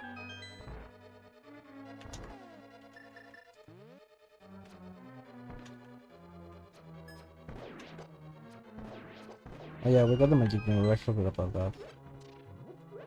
That makes the mimics literally like so inoffensive that I don't particularly care about them looking at me.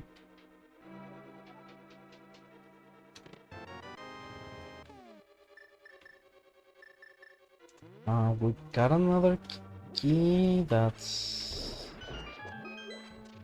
mean that the dungeon is loaded with stuff?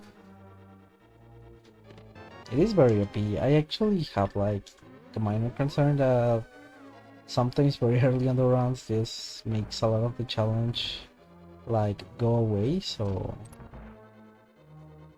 it it doesn't hurt the playability of the game, it just makes it a little bit silly. Now we can do this and skip a little bit of a thing where we have to do this twice. We get this key gives us another key. We jump down.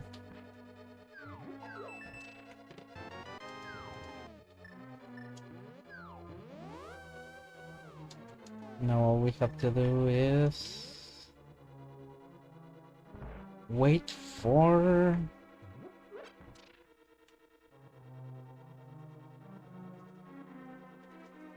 have to go up here and that's another key. That's not great.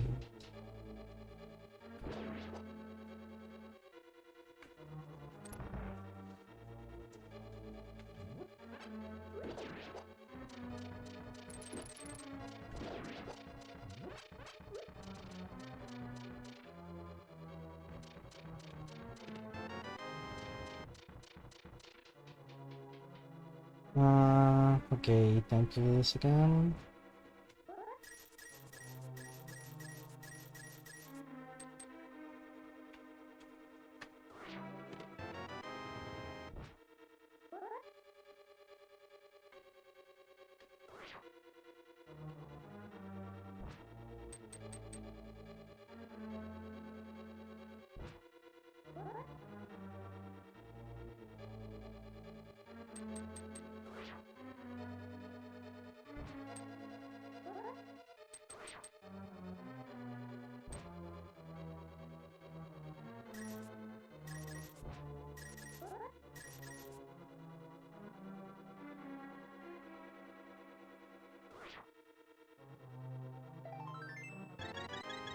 Okay, there we go. That's what I was looking for.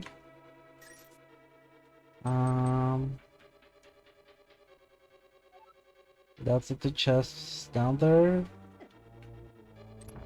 That is one of the easier rooms in that dungeon without lamp.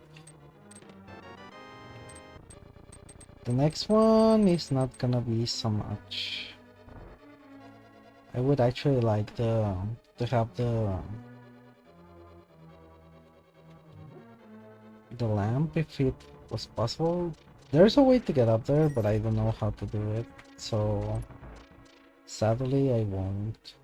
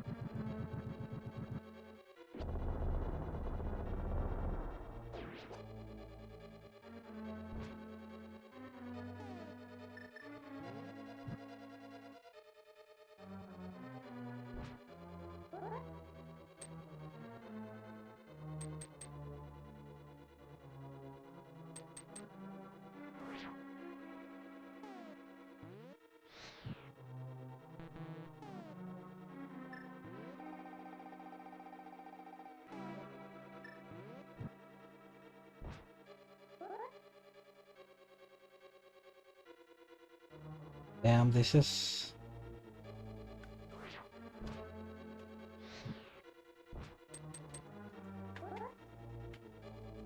Uh,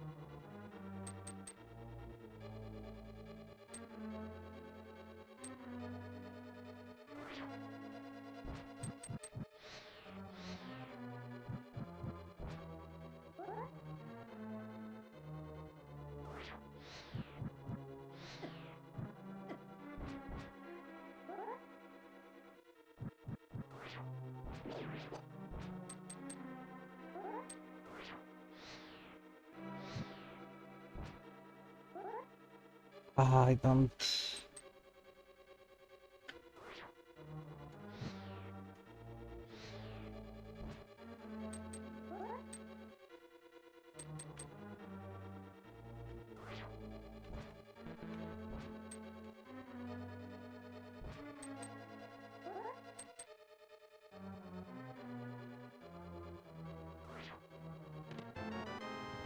Okay, that's worms. There's another chest, it's up there, but I don't remember where it is exactly. I think this is where you have to put the bomb. Yeah. Ooh, that doesn't help, that doesn't help. Oh...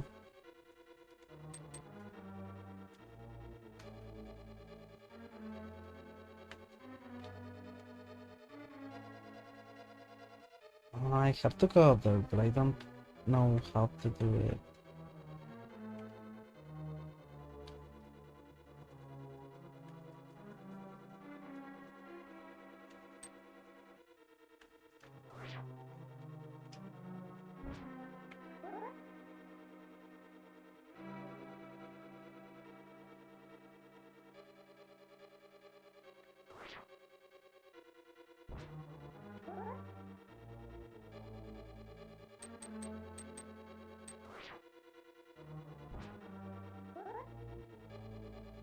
There is not a chest there, I think.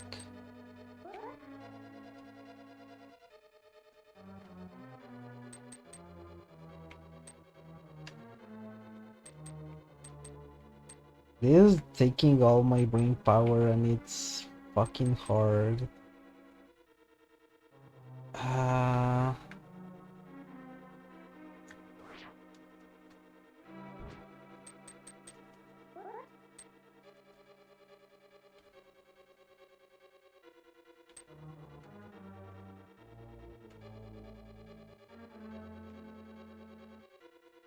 where is the...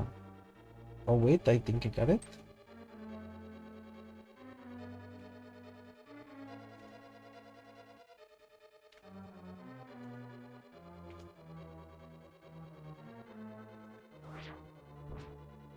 No, that's not it. Ooh.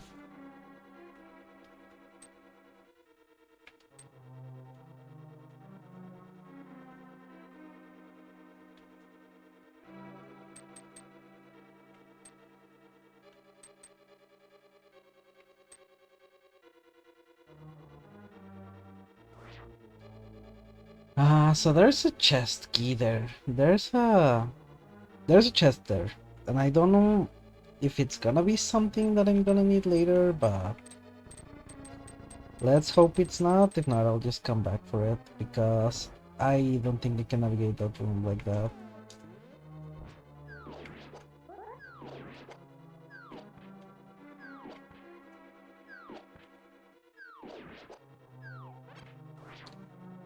That chest in the corner is like really hard to locate without a thing because I don't remember that particular layout. That was a good attempt though. I got 2 chests and the next part is not gonna be so cool because I think I need to remember exactly where everything is. That's not a... It's not gonna be an easy task, but damn, this dungeon literally gave us nothing.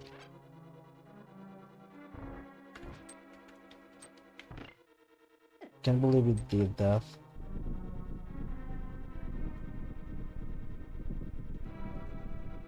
Also, funny enough, that thing like doesn't require you to hit it in the eye. Like as long as it gets hit by an arrow, it registers as it working.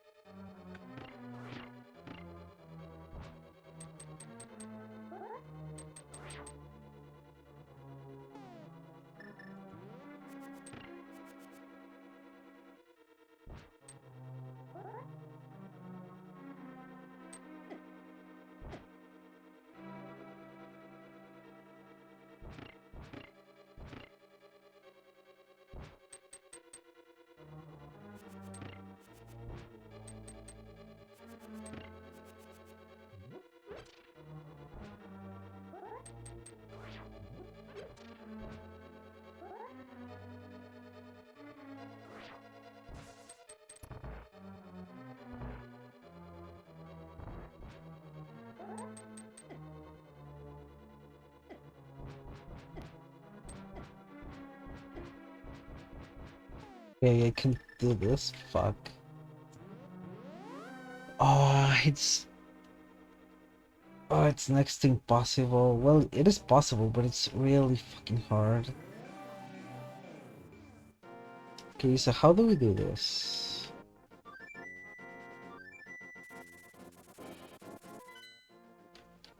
What else I haven't opened per se?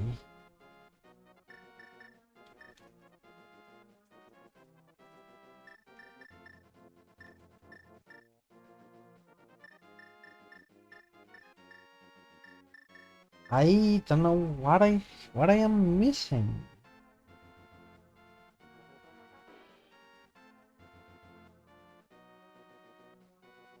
Hmm. I wanna give up on this run, but oh, I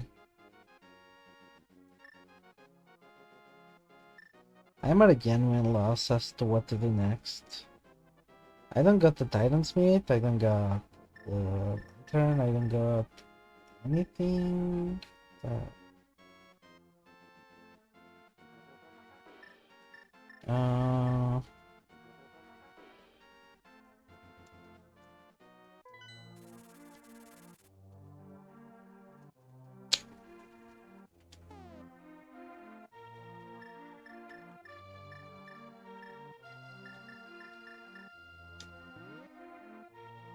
there might be something, but I don't know what it is.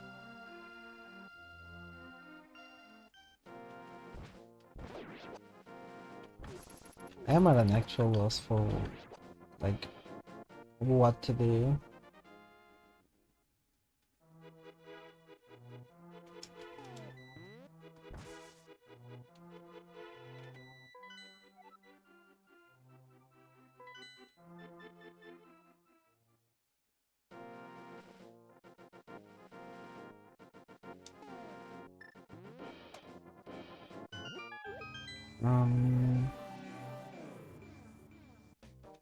What else can we do right now? I think I have beaten all things I can beat for now. Because there's nothing up there. In Woods, there's nothing up there to explore more. I need the Titans man. I got the funny fish. I got the pyramid stuff. Got that.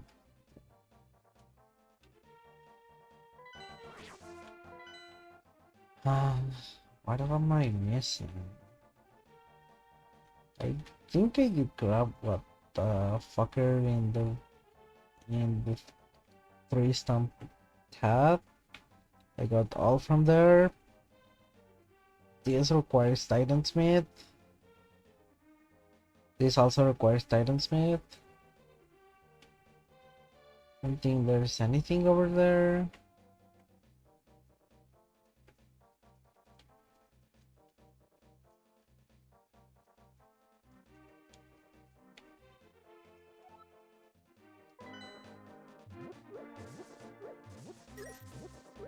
Oof.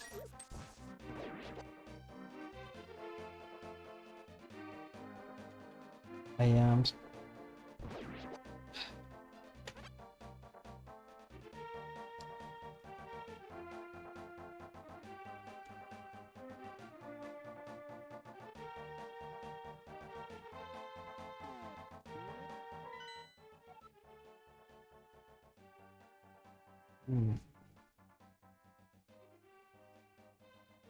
What else am I supposed to grab?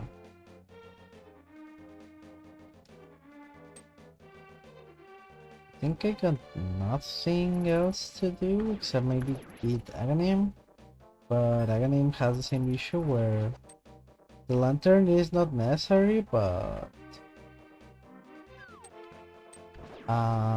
it makes it like some thing I cannot do because I don't remember the layouts by memory.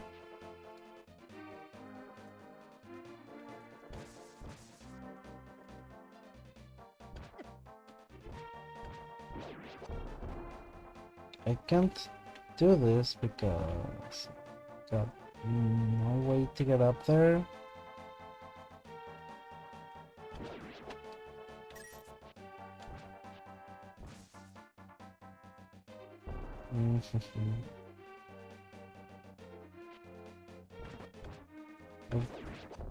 Are we just stuck? Like...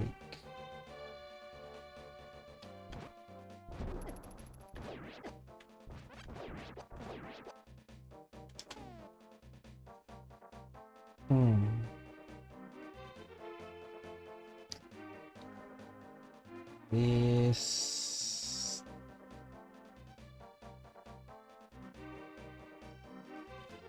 Oh wait, I know what I'm missing. I think I almost forgot. For that we're gonna need... Oh, I almost forgot that. This is the one that we Just have to hope that it's where it is. Otherwise, the run is over and I don't know what to do, and I will just end stream, I guess. Because holy shit, I actually am lost.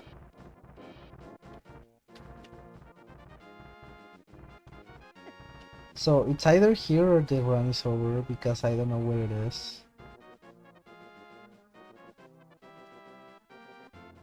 Oh, let's go, hopefully. That's a hard piece. I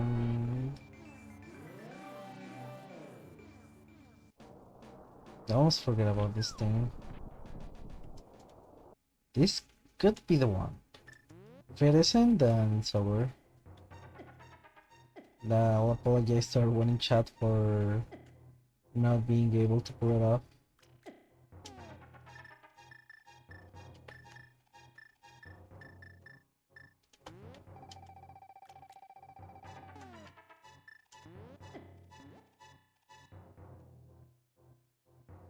Oh, I knew it. I knew it. Let's go. I almost forgot that. That's...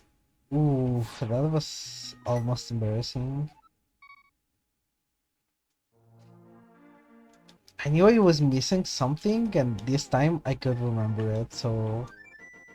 That's great. Yeah, the stream is not over. Now we can do this. We can beat those two dungeons, but before we do that, we're gonna grab a little bit of items.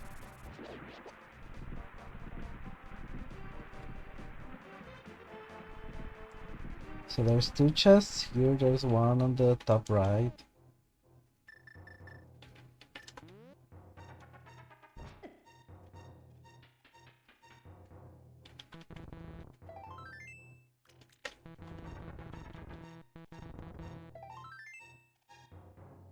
The hard pieces is not good.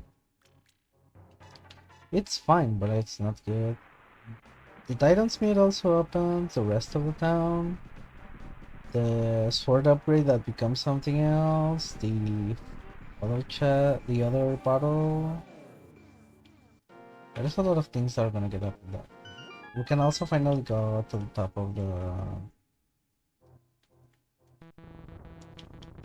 that's not what we wanted per se, but it's not a bad item.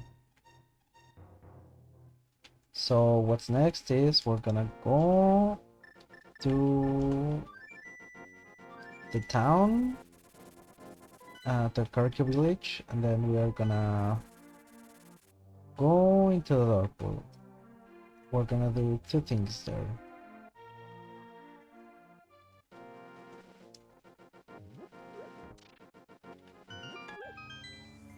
So what we're gonna do is the following. We're gonna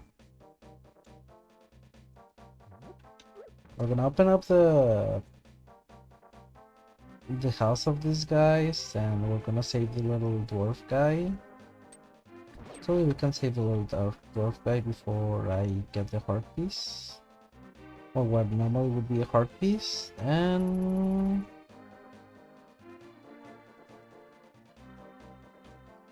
So we save our little friend.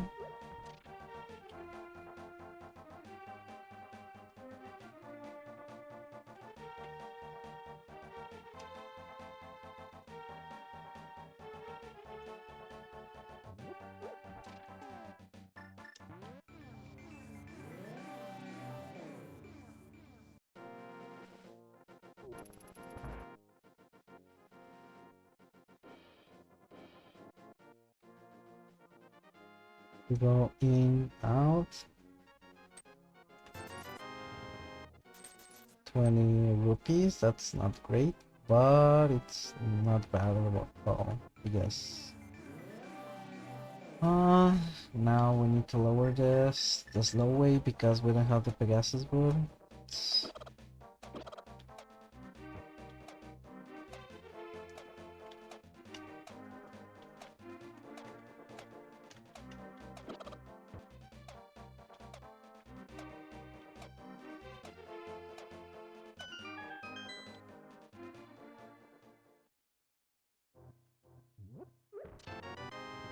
That's a fairy in a bottle. It's not bad, but it's not great. So what we're gonna do is the following. We get this, then we go into the light world.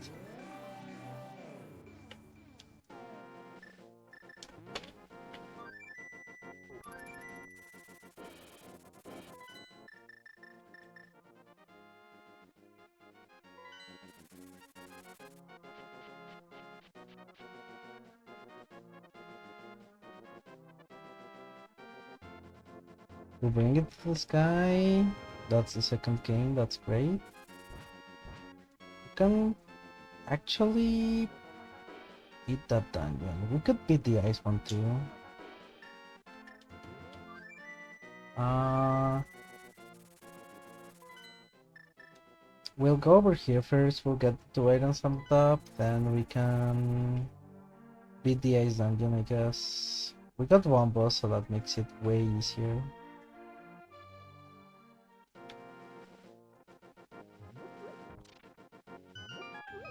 We can also explore Dark Mountain. Well, Dark World, Dead Mountain. Free one up. Yeah, that's... It's gonna be big if I don't waste it on something silly.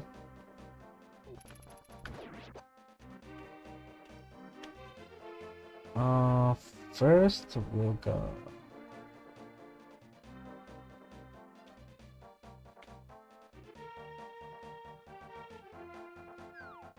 So this is what we needed the...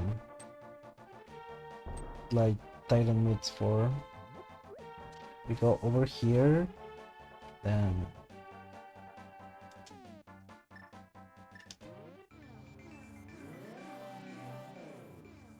There's a cave up here, there's something here.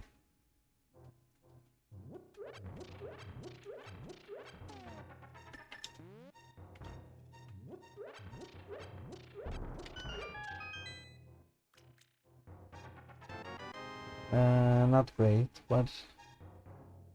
Yeah, that we at least know that it was nothing. Now we're gonna drop off the ledge.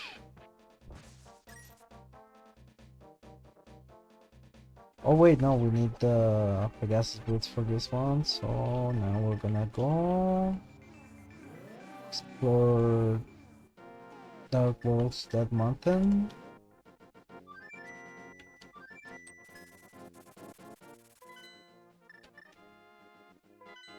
And hopefully that like gives us like everything we need, hopefully.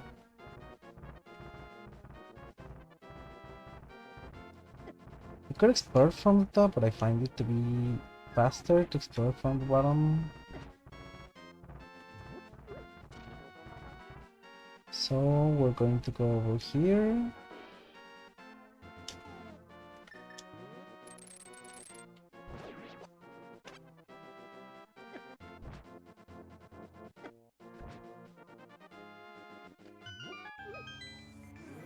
Now we're gonna go and get...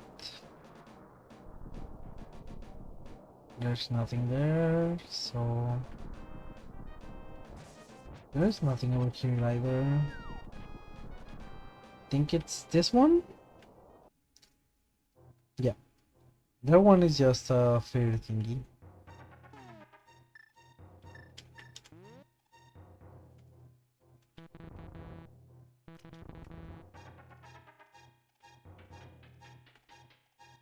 Now what we wanna do is drop into whatever of this, because we got the magic mirror and that erases cubes from existence. So we can just do that. That's fine. We don't need the Pegasus boots though. That'd be mighty appreciated.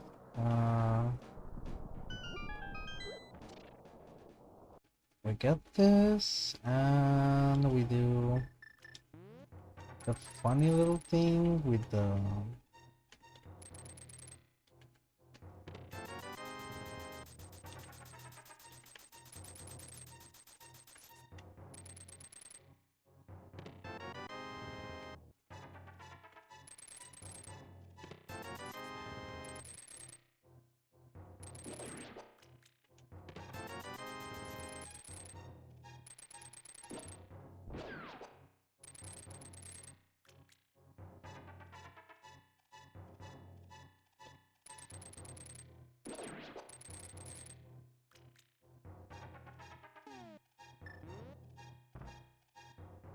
Now we go up there. There's like whatever is on the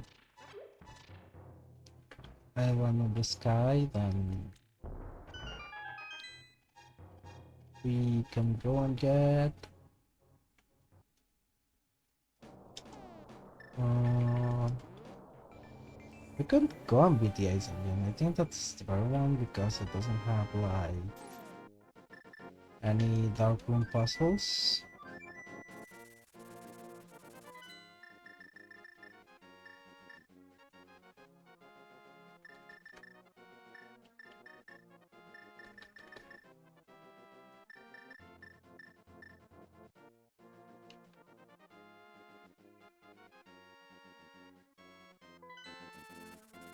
We could go and beat Turtle Rock, but Turtle Rock has also the dark rooms. I don't really want to do any dark room stuff without the lantern because the ones I could somewhat do were good enough for me.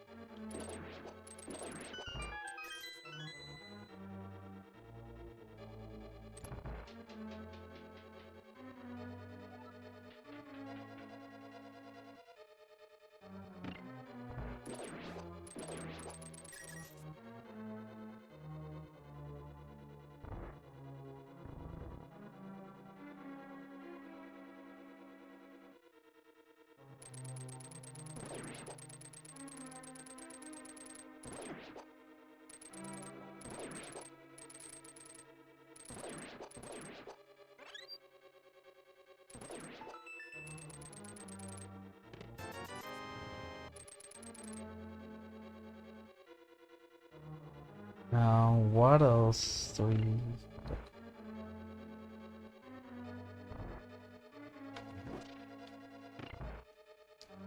This one we don't really have to do any of them, but we gotta do this, so... We can now go up there.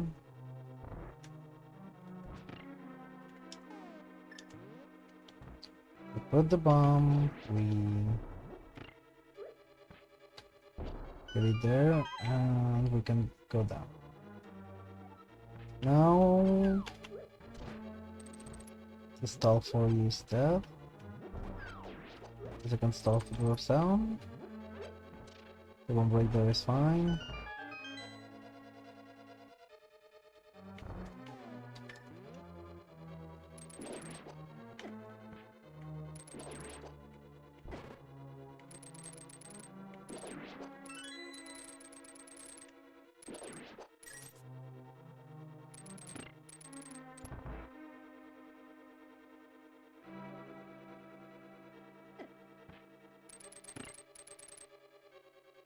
Now what we gotta do is get that button.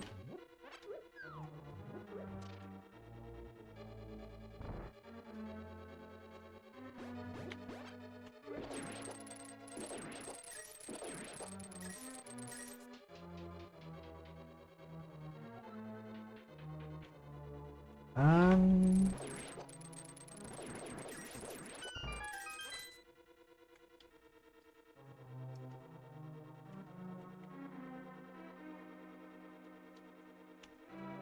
there's nothing up there that it's worth our time, so we're gonna get up here.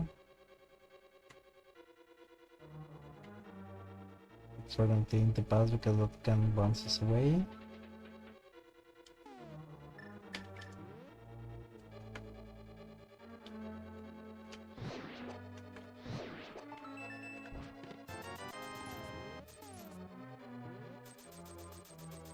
We don't have the big chest key.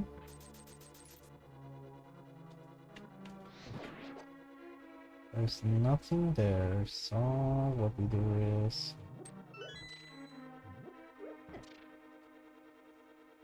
I think it's this one, yeah. Yes. get down here.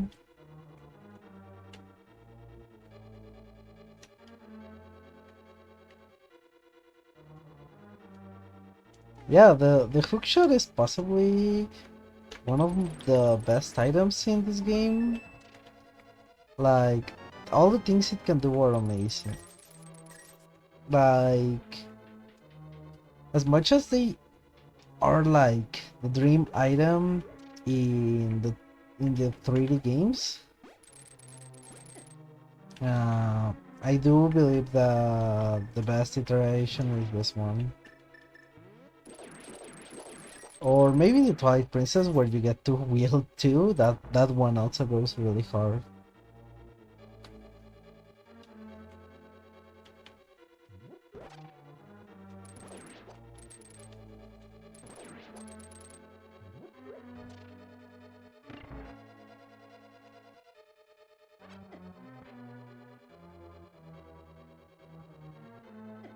We go down here. Oh, wait. Wait, I remember where I have to go. I had a bit of a solid Billy moment.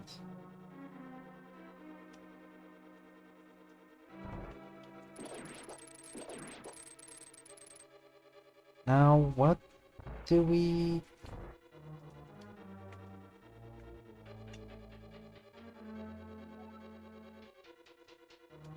So we have that key. Well, we don't have that key, so...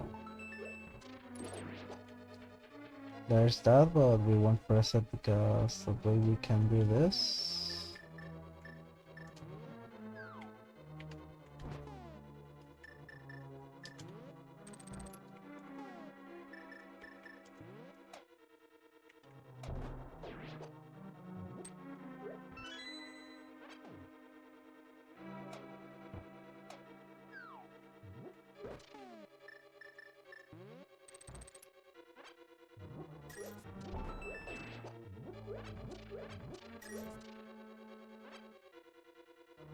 I think there's a chest up there, I don't remember well, but I'll just check to make sure. That's where the thing is. Yeah, there's the chest right here.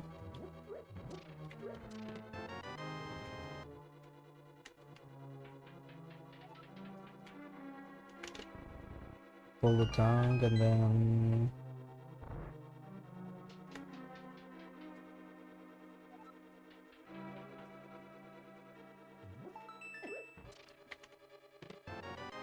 We grab this one.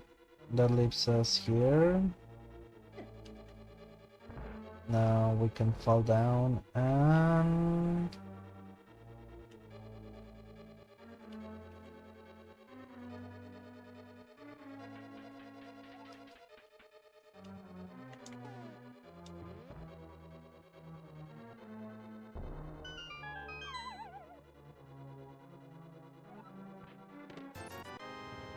Nice.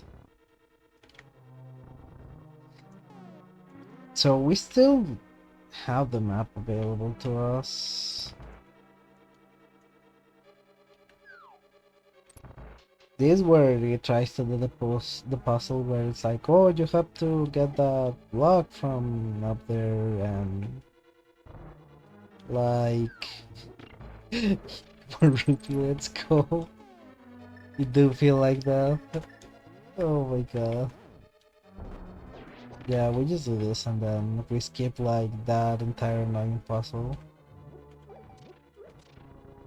Then we just do this and hope whatever it's down there it's not like super crazy. If it's Trihex, Trihex might kick my ass. Oh wait, it's a Helmosaur and that color scheme? Yo. Helmosaur looking kinda cute though.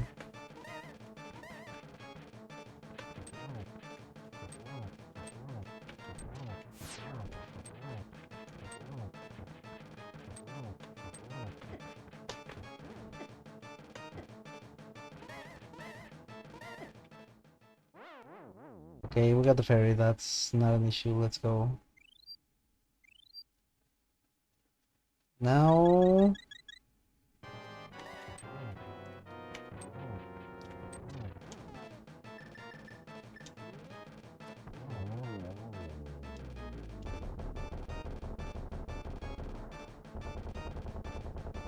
So that's gonna be the move. Yep.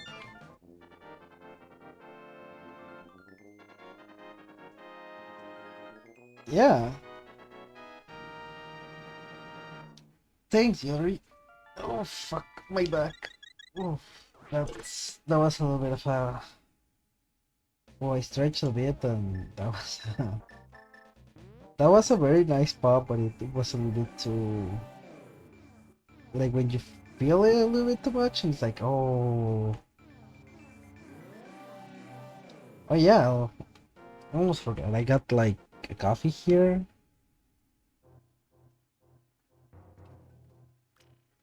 I'm going to see if I can. Oh wait, they put this back. Let's go. I'm just gonna get them full because I don't wanna be the next dungeon, like the swamp dungeon. It's not really bad, but I'd rather have more than enough arrows. Otherwise, the game is just gonna be like, well, the game is gonna be hard, but it's gonna be a little bit of thinking about what the next step will be because we have to get the fucking. Can't believe like the fucking map has been avoiding us like the plague. It is impressive. Like the Pegasus boots and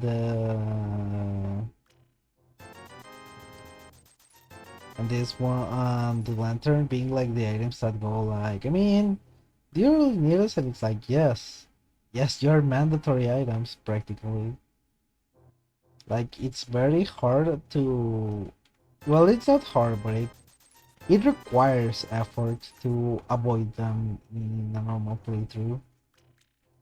And I think that even like not only because of speed, but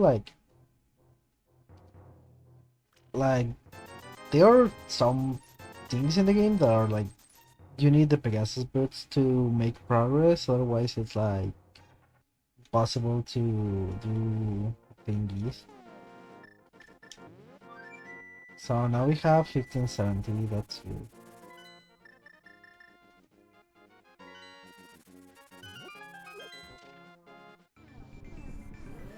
Now time to kick some ass here. My least favorite dungeon, to be honest. Has some interesting gimmicks, but it also has like it has like the maze complex, but not in a fun way.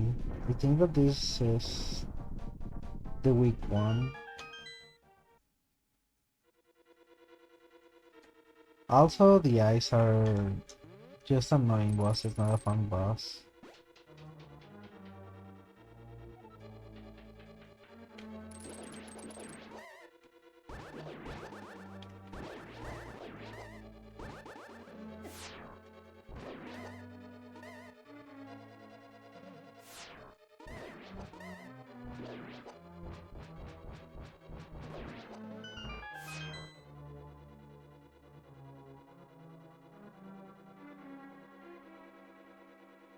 I think there are some items over here that might. There's one chest, I think.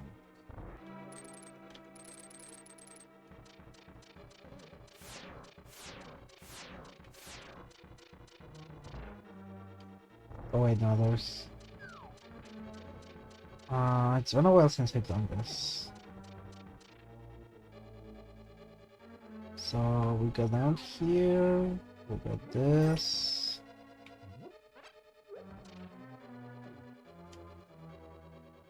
That thing turns us into a furnished room.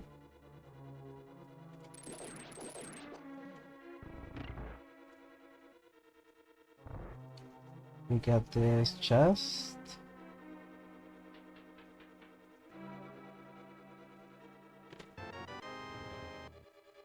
Then we get... If you miss this chest though, you can like just shoot into it, like has the room for it.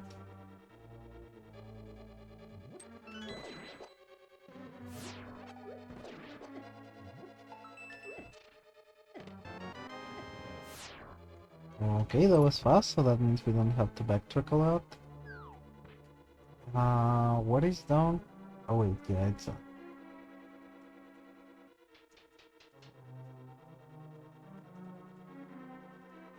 so we do have to explore this because we have to go see if the Pegasus birds are here and the fucking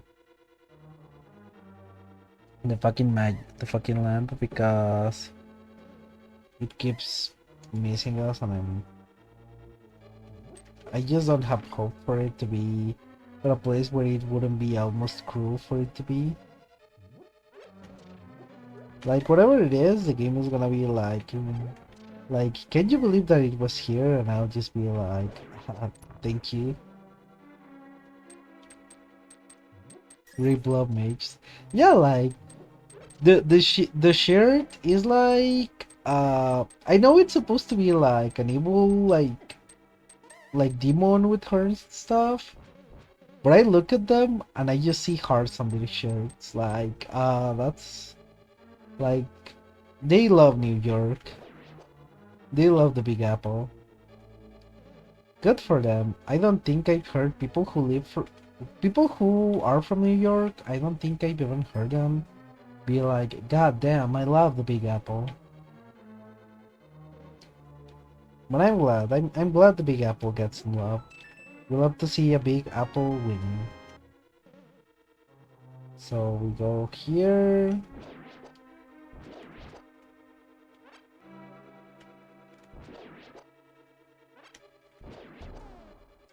Maybe we can turn this into a ferry. This is... There we go.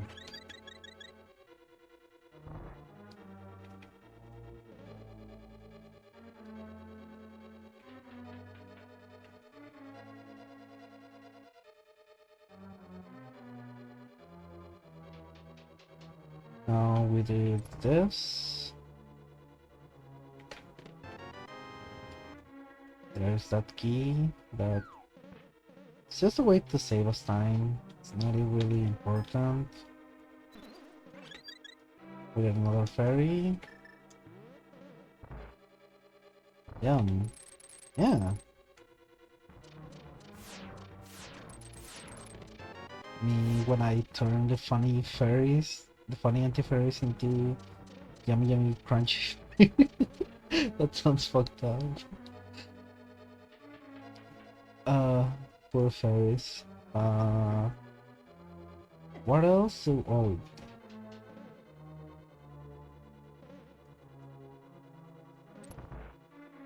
so there's this.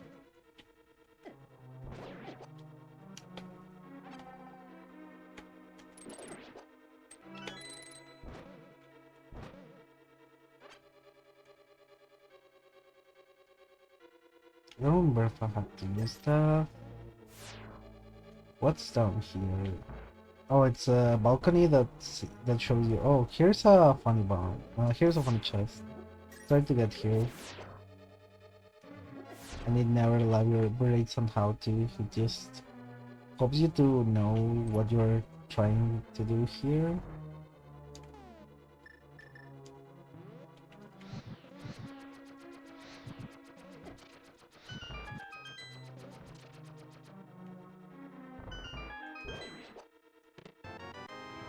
Of course it was, yeah. Yeah, that tracks. That tracks. Revise, adapt, overcome. Yeah.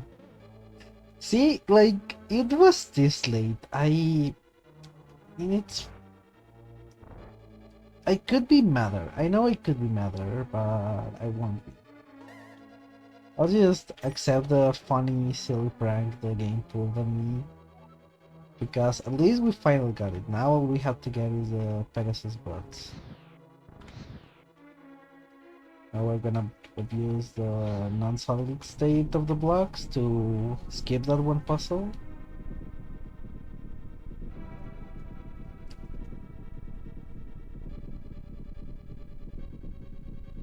And make it way faster.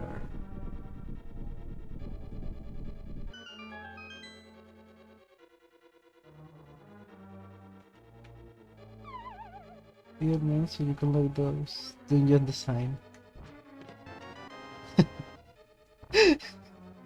Yeah. Randomizer new hold on a minute. What if this girl doesn't have like the what if Iris doesn't have the funny what if Iris doesn't have the fire rod? Wouldn't that be an issue? I can't believe Shigeru Miyamoto thought so far ahead. No, wait, who is the fucking person behind the like? Yeah, Shigeru is like the guy like a Eiji Aonuma. Eiji Aonuma. That's the guy, right? Or am I thinking of somebody else?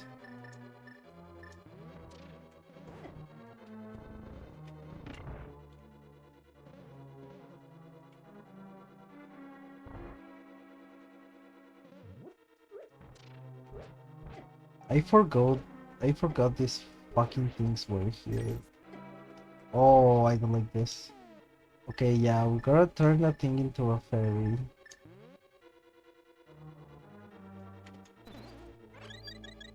Oh, thank God, okay. There's another one around here, but I don't remember exactly where.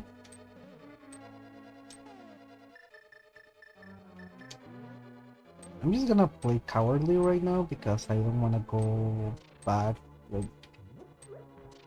to the beginning of this dungeon. I just wanna beat it right now. That's all I care for. Oh, that's too. Oh wait, I forgot. I have to go to the top.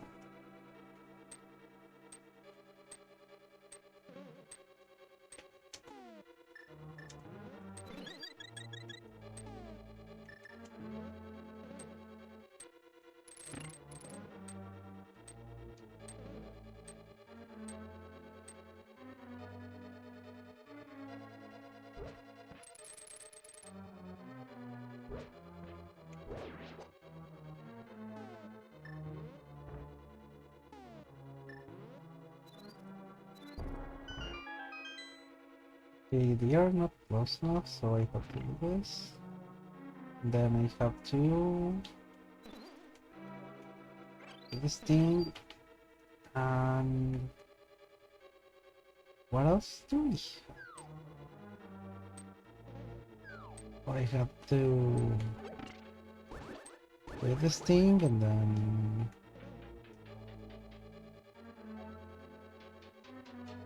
we have to go up here.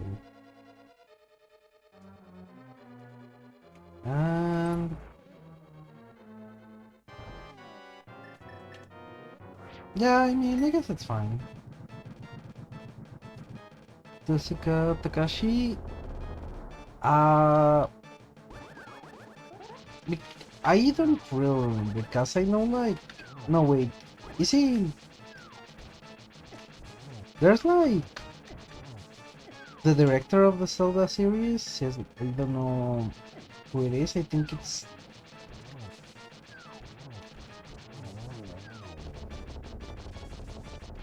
Although maybe.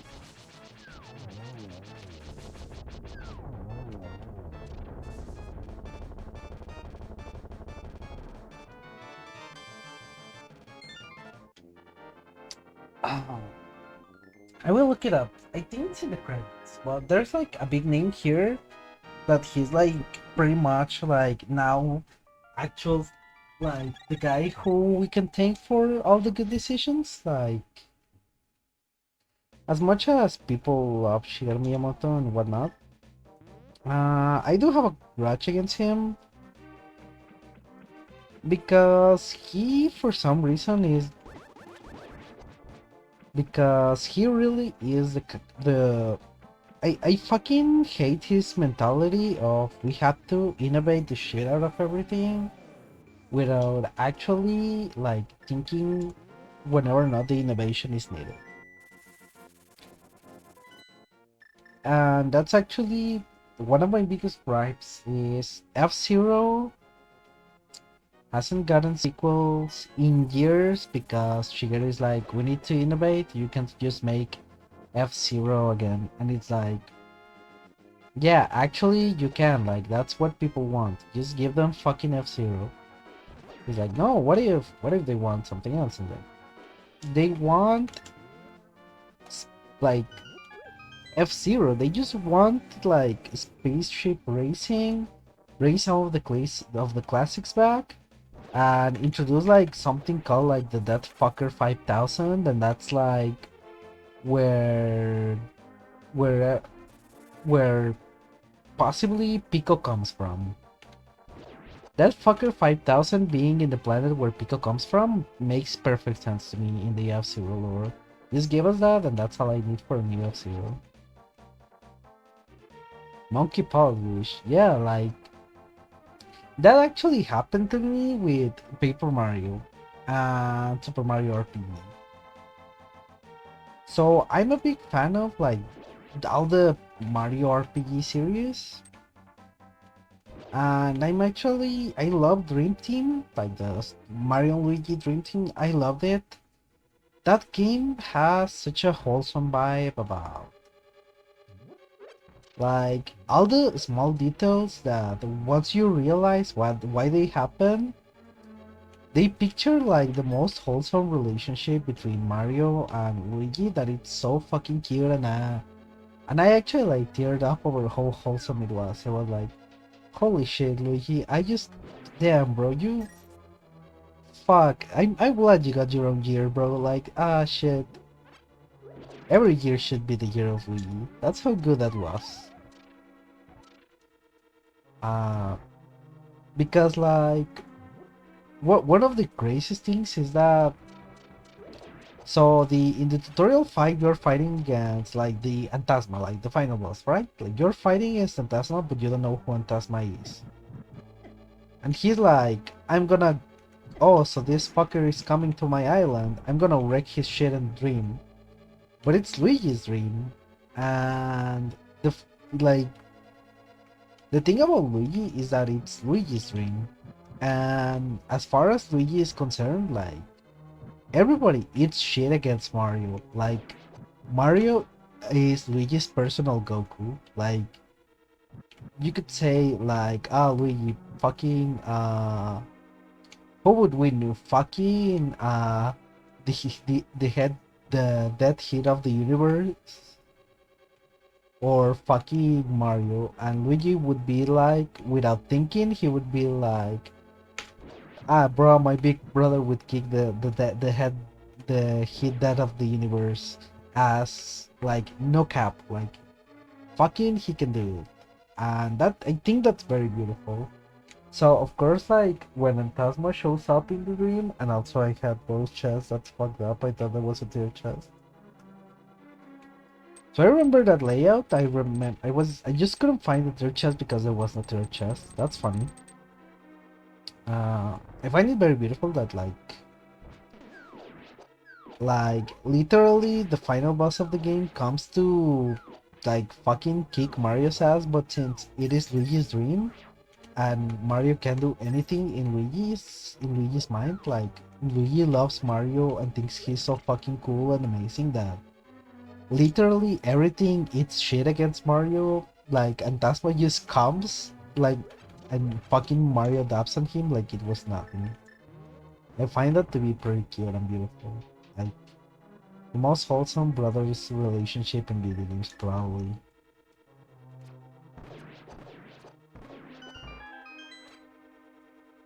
Luigi plays as Mario in Mario Party games, yeah, like, and he also, like, even in the ones where,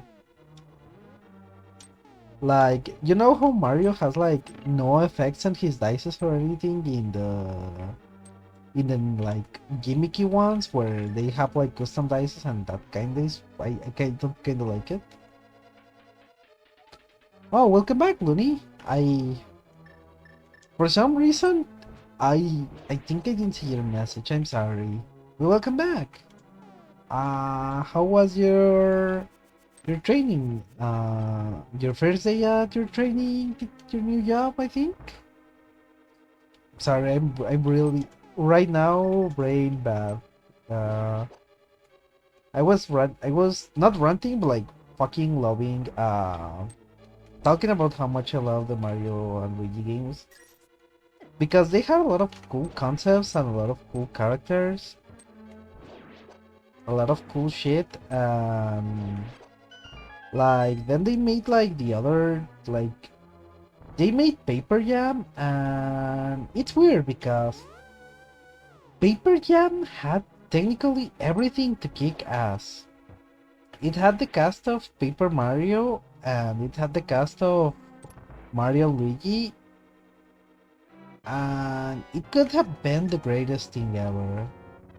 But then they did nothing with both casts. It honestly feels like there could have been a lot of cool interactions with characters from the Paper Mario world.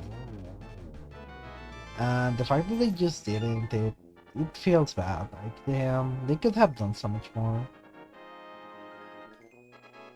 I don't hate that game, but it feels like a lot of wasted potential. And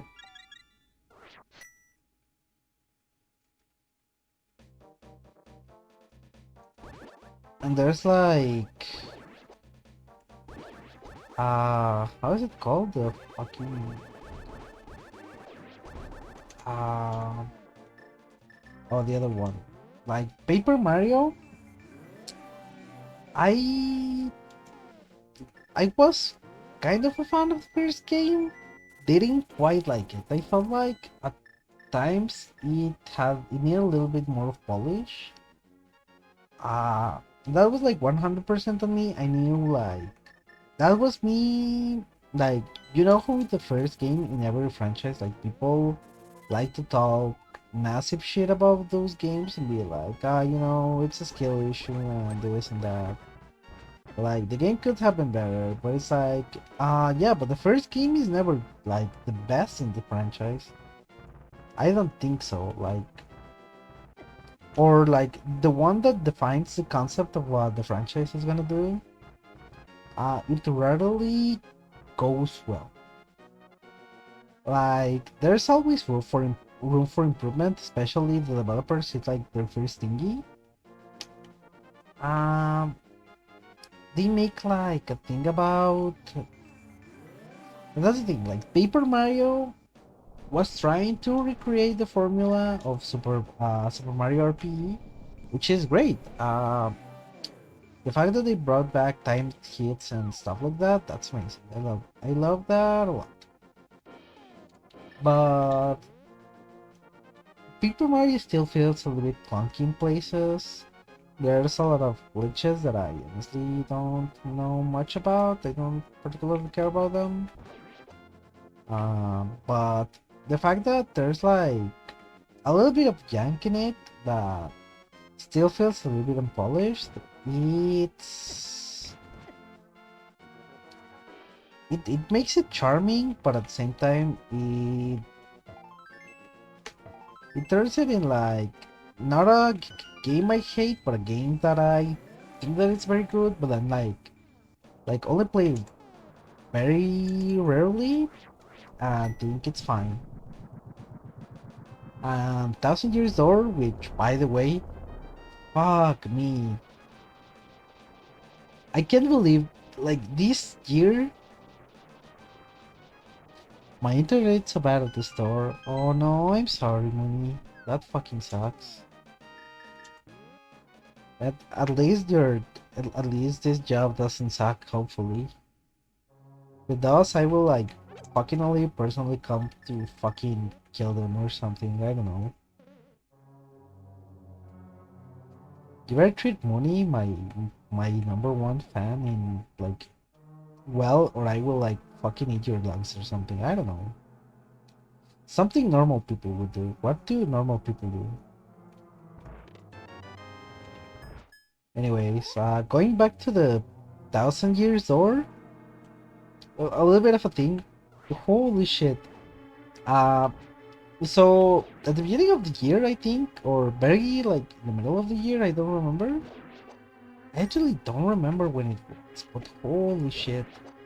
Uh, the fact that we got Super Mario RPG remake, and also like Thousand Years Old remake. It's fuck me. I cried so much. I fucking cried so much. Like those are the two games. Those are two of the RPGs I hold the most to my heart. Even if they are like what people would call baby's first RPG or whatever, I genuinely don't care about such things. Because those games, holy shit, they are so great. I love them. They are charming, they are wonderful, they are so replayable as fuck. I love them. I love them. Every time I play them, even though I already know where everything is and stuff, still have so much fun. And I love how in some in some places they knew that the players would play it, and that could like mess up with like the pacing of the game, or like how do you do like certain chapters and stuff, like the Twilight Town chapter. The little thing that they do to prevent you from like skipping it, I won't spoil it because I don't want to say anything about it, but once you realize, it's okay. At least I'm trying to enjoy the best that I can. The orientation went well in school, so scheduled for 3 shifts already. Yo, let's go! Just remember to take it easy, money, and not overwork yourself. As much as money is cool and all, like, please take care of yourself and don't overwork yourself if you can, because yeah, your health is priority number one.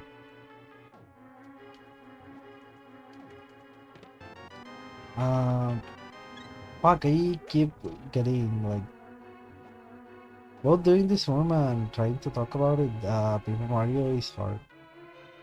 Like, yeah, the games are amazing, and like seeing that this is the year where they announced both games, I fucking cried. Like, I actually cried watching the Nintendo Direct where they first revealed Super Mario RPG, because it was like, so I was like, okay, they are going to put it on the Switch. That's cool. I like the fact that they are like, they did the whole switcher where they go, oh yeah, this is the cute original one, and then they reveal that, oh shit, it's actually getting remastered. I actually I fucking lost my mind when I saw that. I was crying so much. I think I think that my dad heard me from another room, and he thought that something so fucking bad happened, but then he realized I was watching something from Nintendo, and he went like, "Oh yeah, it's one of her video game things, fine." But he like came into the room like, "Holy shit, what's happening?" And it was very funny though. Those Nintendos, yeah. And I cried during that one, and then like I didn't know, like I woke up to a message from somebody saying, "Oh, Nintendo Direct," and I was like, "What? Really? The last one was pretty recent, right? Like Super Mario RPG. There's no way they can top that." But and then they fucking make one of the best Nintendo Directs in a long while. I like how do you top all the stuff they pulled off? Also, the pretty much the implication that actually now Booster and all of the Super Mario RPG stuff is canon to the Mario lore, at least in a tangential way. I fucking love the shit to that. Like, I cried and I fucking loved it a lot. I hope that they do another update for if they do another update for Mario Kart Deluxe, they add Booster as a character. Booster has such a fucking pathetic little meow meow energy. Ganon is longer, yeah, because I I fucking hate how he's like how he's that much of a baby that he's like, oh, if somebody makes something way better than me, I actually dislike it a lot.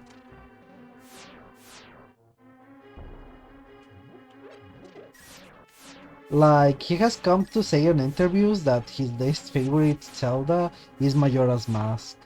And it's like, dude, you fucking told them, like, make the best game ever, or you're fucking, or I will fucking fire all of you. And then, like, they made the best game ever, one of the best games ever, and such a wonderful game that was so fucking cool and great under your limitations, and then you go, actually, I hate that you made this is the worst game ever. I can't believe you made me look like an idiot. And it's like, dude, you fucking did this to yourself. Like, you told them, like, they fucking made a miracle video game with fucking Majora's Mask, because I can't believe it was made in like a year or a year and a half. Like, I still, like, they recycle a lot of shit, but Majora's Mask feels extremely great. Like, it feels like amazingly playable. There's like the whole debate of which one is better, Ocarina or Majora's, but I love Majora's a lot more. Ocarina's story is, I think that it's a more memorable of the two. Maybe. I still have like, I'm a little bit of column A and column B when it comes to those games. I love a lot of the feelings Ocarina made me feel, but Majora's, not quite being a more mature game, but like a more like subtle meditation on the themes of loss, experiences, and like despairing and stuff. It felt like the fact that it touches such nuanced themes very subtly without making fun of, like, we're making it feel out of place or like they are trying too hard. That's what made me fell in love with Majora's Mask. Time travel concept is very nice. It is a very cool way to make like the game feel like, make what is technically a very small area to play and make it infinitely like learning all the things, all the little nuances of life. Oh, this guy is doing this thing this day, so you have to be like, you have to make sure that, you know, the, like, oh, this guy is gonna be here this day, so I find it very entertaining, like that kind of concept that he went for, that they went for,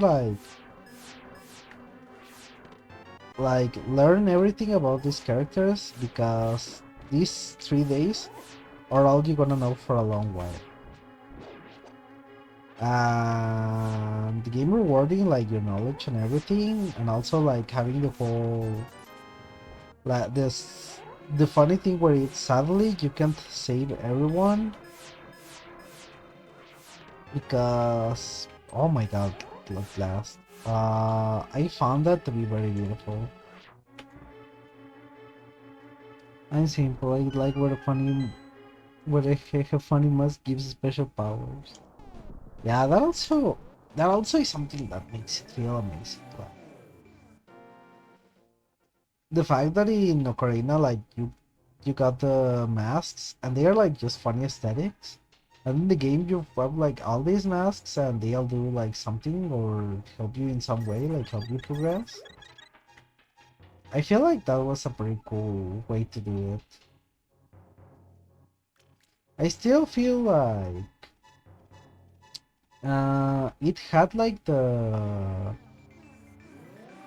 what some people call the like the menu bloat that Ocarina kinda had, where technically like one of the things that could have helped people a lot more was if like certain items were like accessible on certain parts and whatnot, like well not like the menus could help you do things like you had the directional path and you do literally nothing with it, like literally it does nothing in game, and you could have mapped like fucking anything to those, like you could have mapped the three, like the Kusora other mask there and the Ocarina. That would have been great, but then like that's the thing. I feel like one of my biggest issues with the Nintendo 64 era is that literally nobody knew how to. Oh, the third time you fight this fucker. Nice. That literally everybody had like 1 billion buttons to do shit on their games, and everybody was like, I don't know if I need it. I don't know if I can use all these buttons. What if the player uh like eats shit or something? I don't know. Like even the remakes realize the menu bloat is like 100% real, and that a lot of fans like cannot go back to the games because they genuinely want to. Oh, that was a little slow.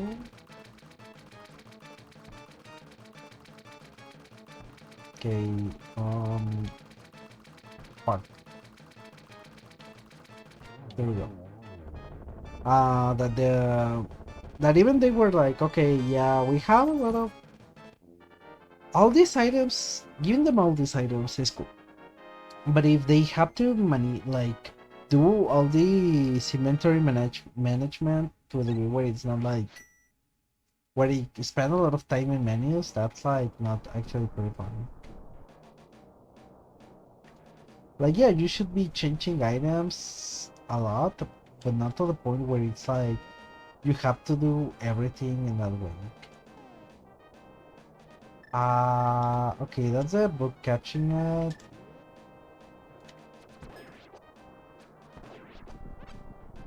There's that's gonna be in Ganon's Tower 100%.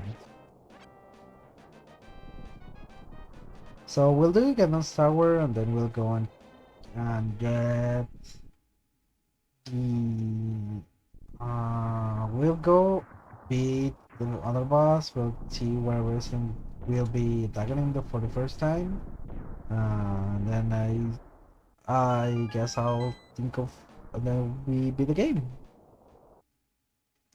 Early design problems, yeah, like here I have this is something that I have discussed with my big brother for a long while about Zelda games, because interestingly uh me and my brother grew up a lot with Legend of Zelda. Legend of Zelda has been, I think we have played every single Legend of Zelda game. Like I actually had the Adventure of Link cartridge and an NES, but my nephew like no, he has it, so it's like I don't mind. I just hope he's taking care of it. He he kinda thinks he likes to think that he likes to talk about how he's a retro gamer and stuff. He likes retro stuff, that he's learning like about the classics and stuff. And I'm glad for him, but I think that he still hasn't come to terms with how to understand that a lot of the jank of the earlier games is not because the games were bad, but mostly because they were like the earliest iteration of anything ever. Like yeah, the first Megami Tensei fucking sucks. it has a lot of like things that make it feel like really janky and shitty. Like there's a lot of parts of the games where they're a product of the time, yeah. And especially like people say that the series starts with 3, which is fucking stupid because a lot of games after anything the SNES era, it's when the games finally start to come on their own. Like because the games were extremely ambitious for what they were doing, and like particularly Shin Megami Tensei, the entirety of Megami Tensei was very ahead of its time, but like every product like that is that it is a victim of its own limitations, and I always felt that with every Zelda game, that every game it's a victim of the limitations of the console and the understanding of like game design at that time, you know? Like this is what we think video games should do and what not, and like this is what we can do with this console and whatnot. And I think that interestingly, like what is it called? Like Breath of the Wild was the first time where I felt like there wasn't actually any like console limitations, where I felt like the developers didn't do everything they wanted.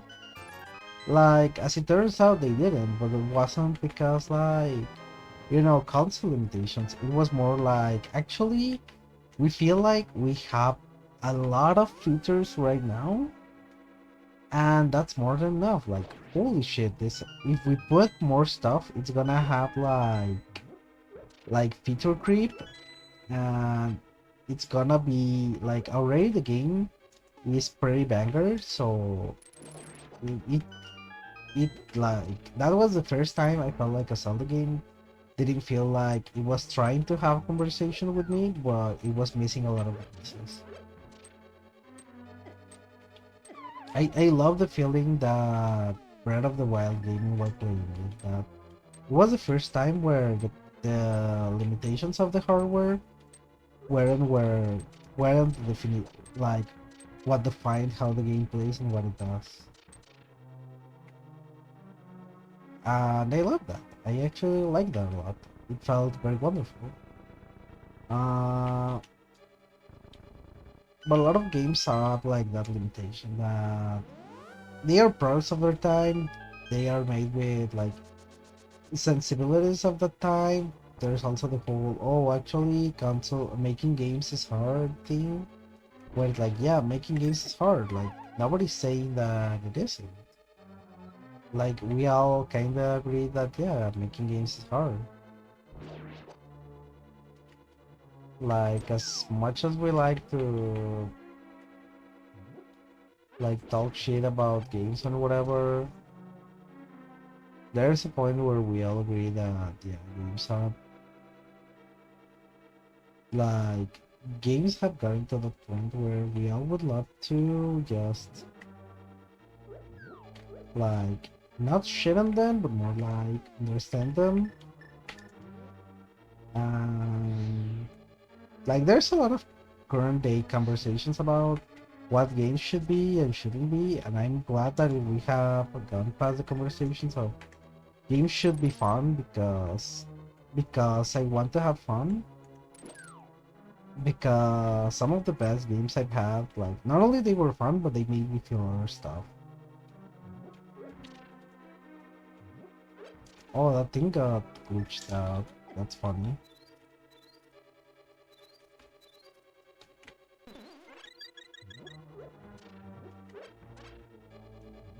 The video game quality bar has gotten higher. Yeah, and at the same time, like, or at least not higher in the. Well, it hasn't gotten higher, but it's not only in the game has to be fun sense, but also in like the. Uh, oh my god, fourth time. I mean, I guess I guess I will fight you again, my friend. I would like to see if another boss exists in this game. That would be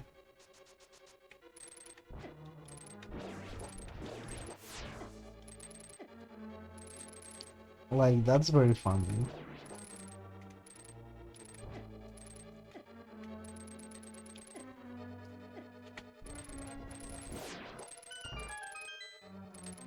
Eh?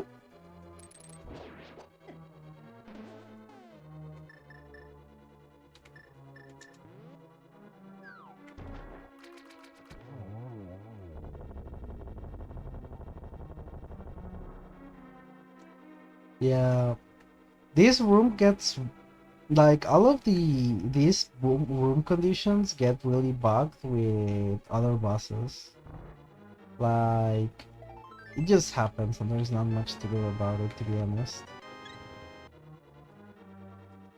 So I find it very funny. But yeah, one of my favorite things about the whole like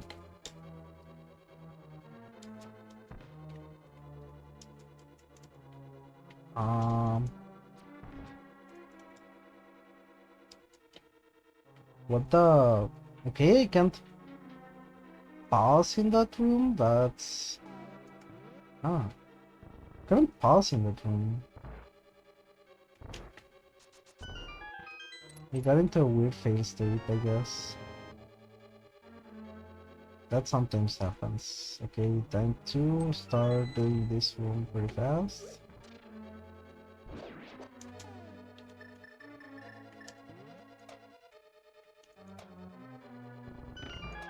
I do enjoy fun video games, but I think that at this point, as much as I enjoy fun video games, I think that the ones that stay the most with me are interesting video games, if that makes sense.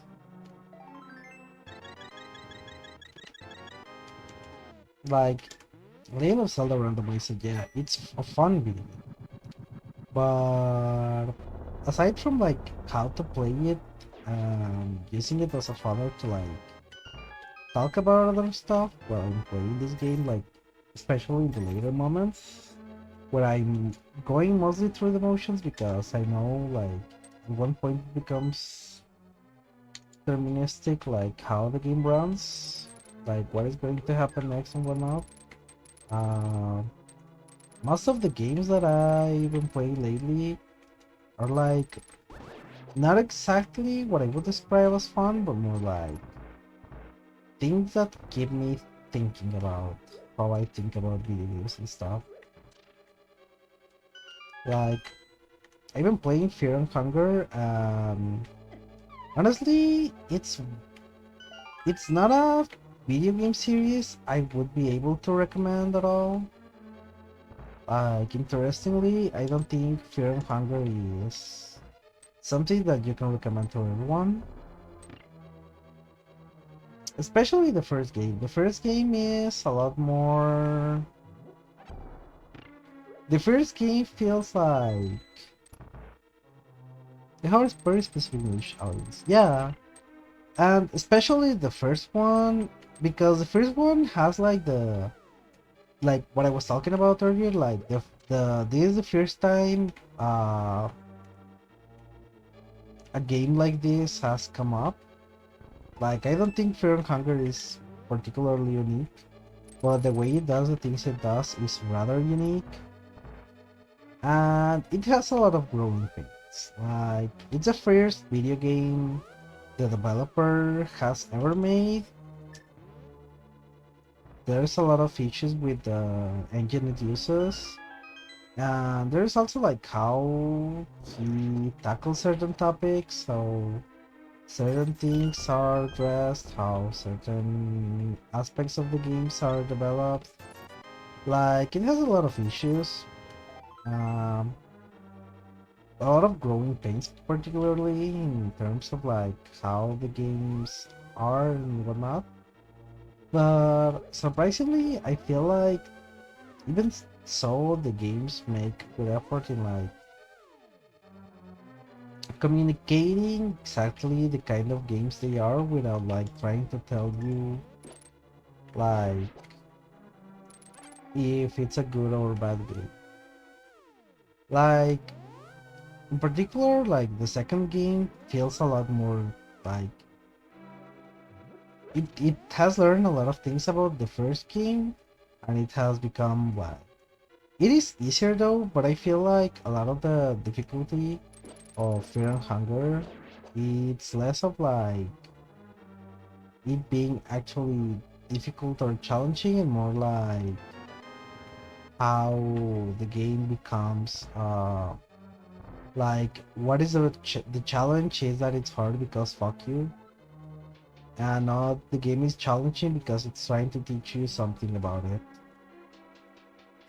Also, like it is pretty obvious to a lot of people that the first game is not completely like it didn't finish development per se, because there's a lot of parts of the game that are like that you would normally be unable to intuit, like especially getting certain endings. It's like it feels like you're talking to somebody with forbidden ancient knowledge, and I think that's actually a limitation. The game shouldn't be effectively like asking you to like learn this ancient eldritch language to get an ending.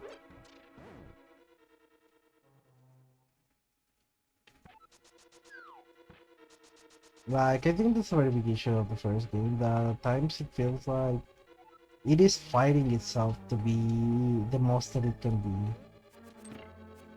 And that's kind of sad for me. Like the fact that the games could be the first game is a very interesting experience, but at the same time, at times it feels like it has a lot of growing pains. It's not exactly pretty cool.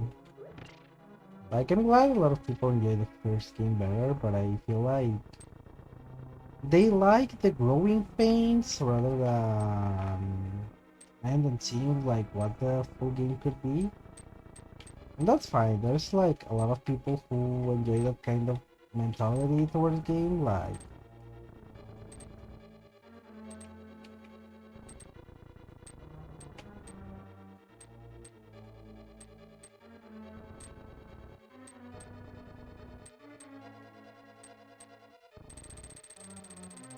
there we go. Like that's the issue with I have with Sharing Hunter, that it has a lot of growing pains and a lot of people love those. That's like removing the growing pains do make for a better video game, but it's not the same experience. Okay, no, I am on my Wi-Fi now. I can see my Ashi while I cook. Yo, let's go!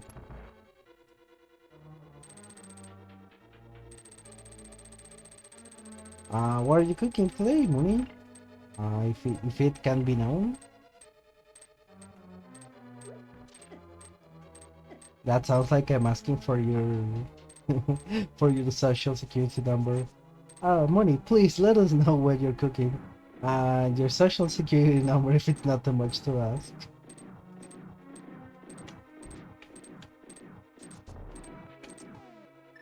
Holy shit.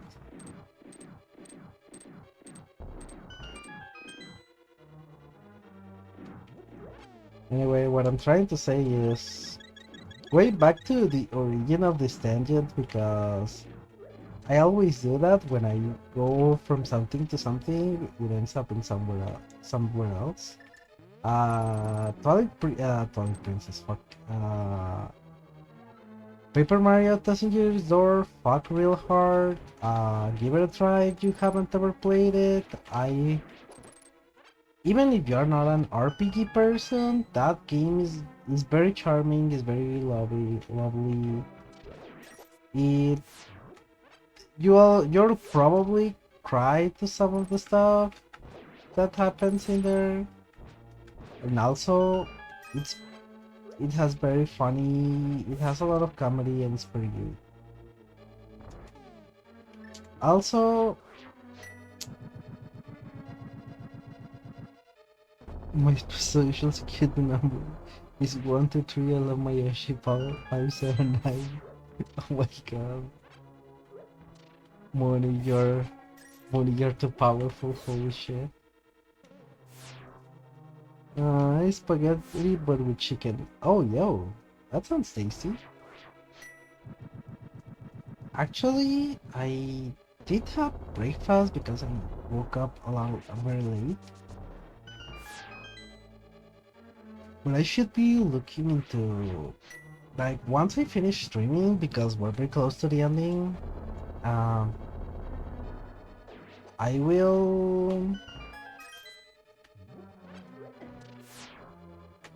will go and make myself something to eat, most likely. This fuck. Oh, I almost fucked up.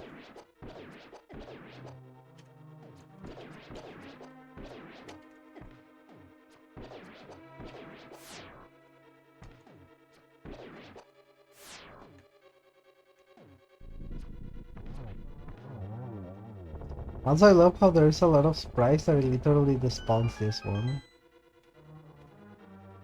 Like the wall launcher right there, it cannot be spawned because there's way too many sprites. That's very funny. Make sure you eat breakfast. I ate breakfast. I just haven't like. I'm just getting a little bit hungry because I was like, uh, fuck. I woke up and made myself a coffee, but also like,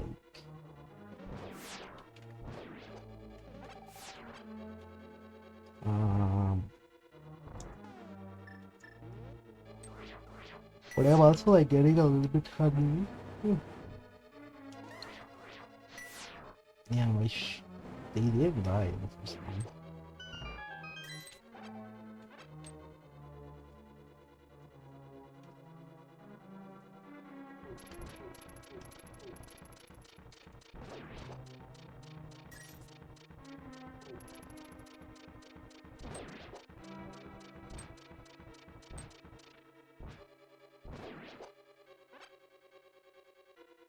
Solve the wood hard piece.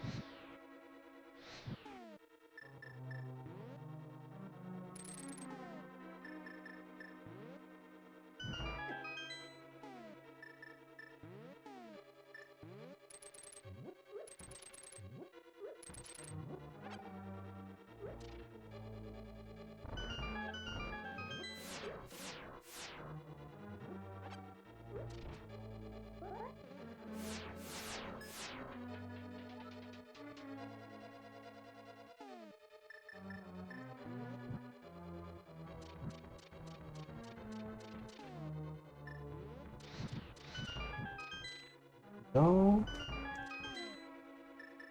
and we have the two babies.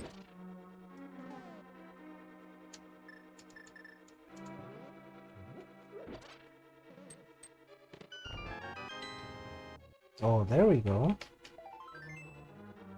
We only need one last heart piece, which I don't know where it is. It might be on the 3 now that I think about it.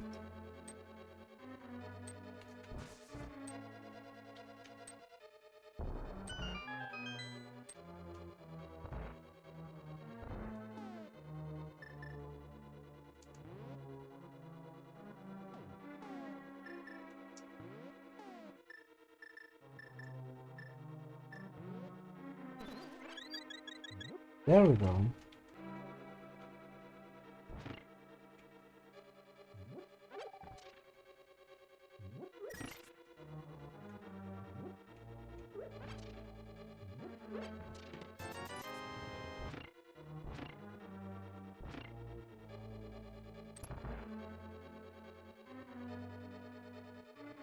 Oh my god, not this guy again.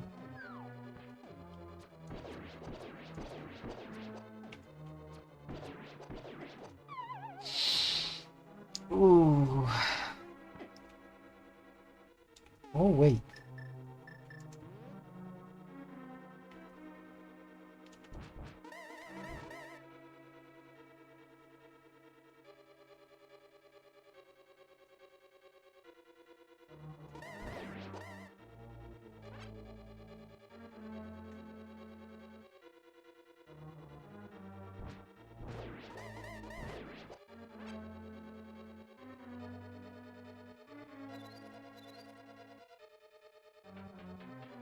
Okay, I'll guess I'll just let it slide and I'll just build this button.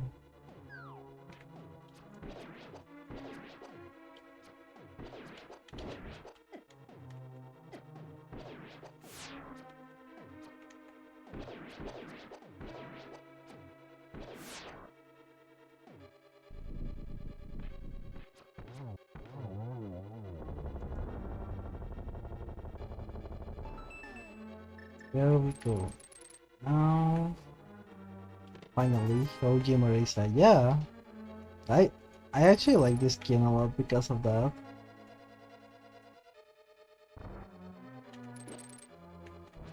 I the first time I played it, I was like, okay, so blue colors Marisa, that's player 2.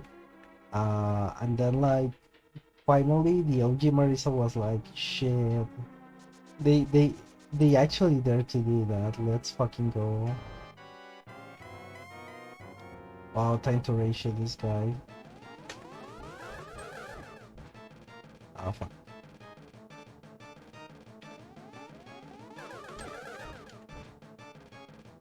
We are getting a lot of angles and I don't quite like that.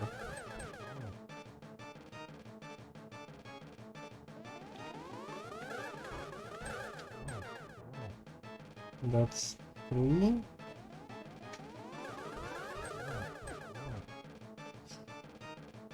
I almost got him.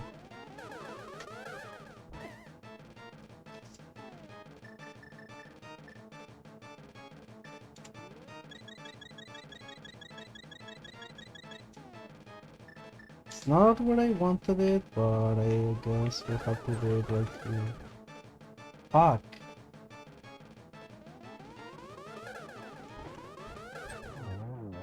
There we go. So now we have to go to the Buster Temple, but beat Aghanim in the Light World.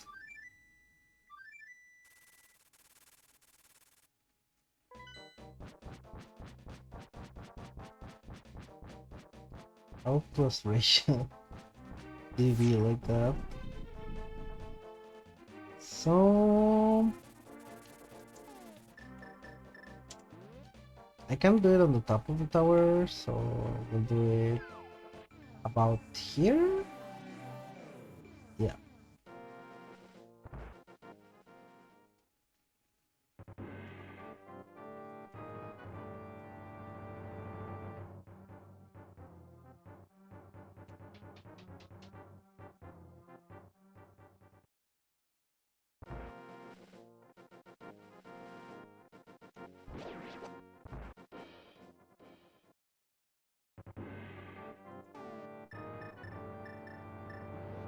I'm gonna do this as fast as I can, so goodbye, fuckers.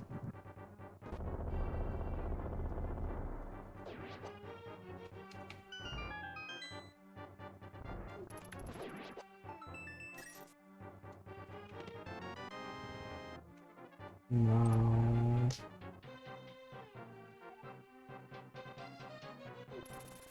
This one has nothing.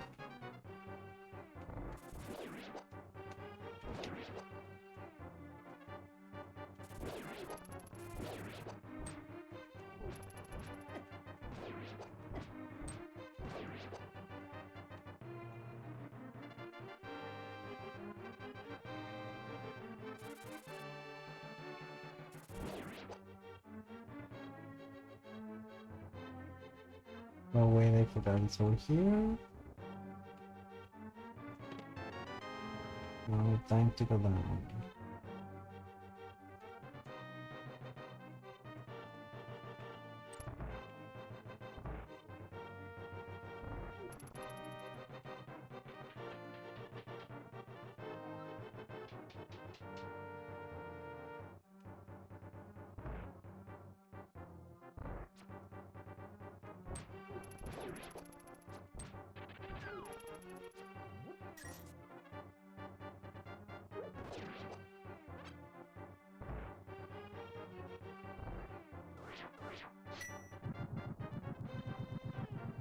And now they die.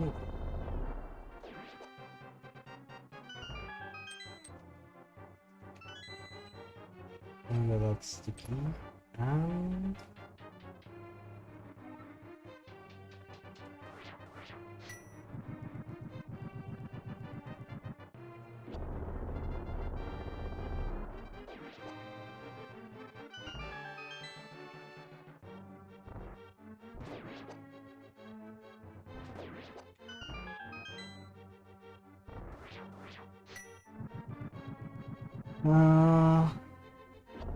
I think it's underneath.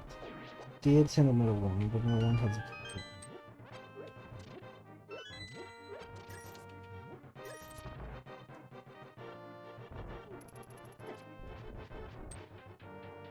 They try to destroy me, then I go over here, and yeah, we're near the top. Oh fuck.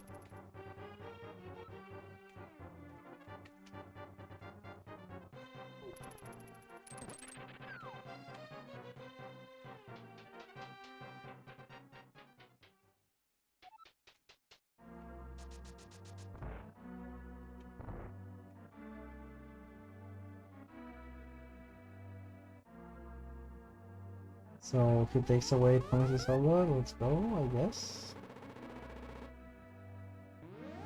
Except I've already said her might do it.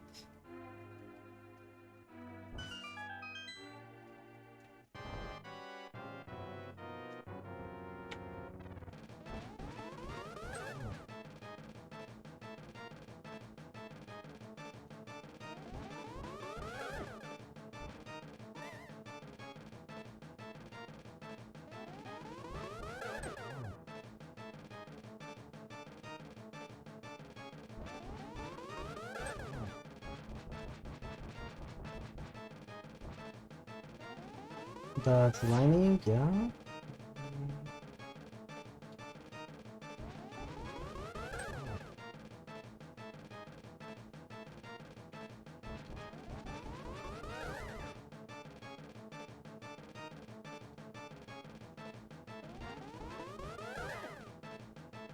Oh, it's gonna be one of those fights where he's gonna just keep on doing the dual boss thingy.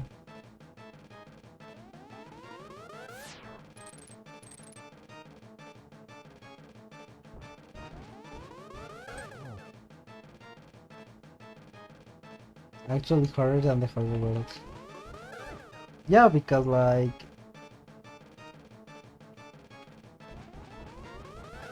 because in this one it's like the other you because he spams you with 6.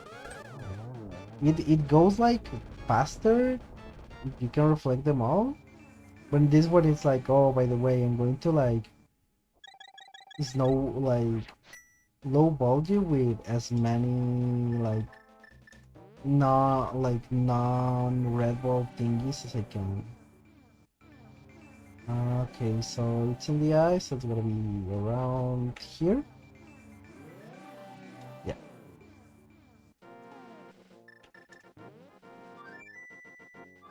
Now let's go to the Desert Temple.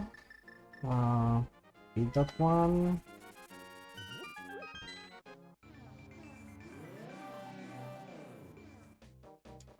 Wait. Oh wait, yeah, I remember one. We do a little bit of trolling by doing this.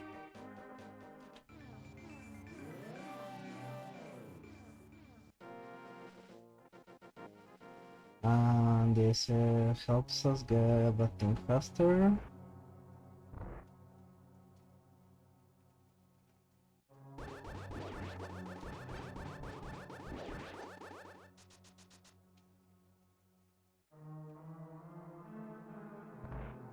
Okay, now we...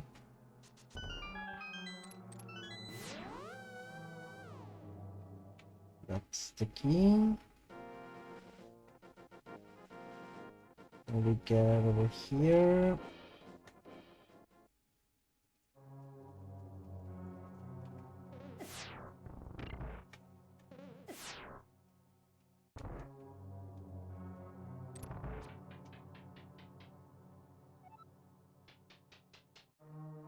Now we're in here.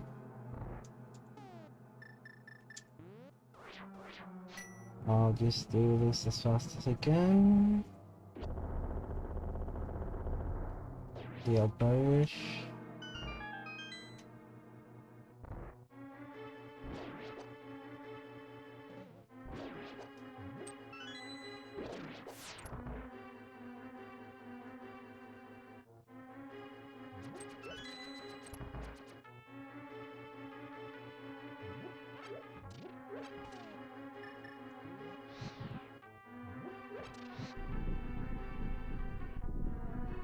And I wonder who's gonna be the final battle. Like, because we haven't seen all the bosses. I just hope it's... I, I guess? I'm a little bit sad that we didn't get to fight Trihex, but it's also cool. Kinda like Trihex fight, but not by a lot. So we could go for the last heart piece, like try to locate it, or we can just like beat the game right now.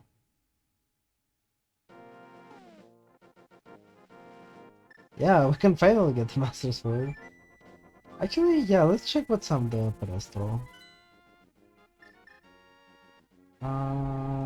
Here.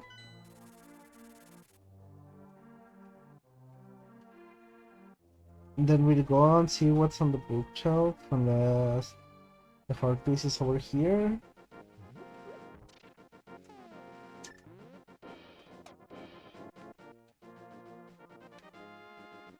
The heart piece is over here, then that means that...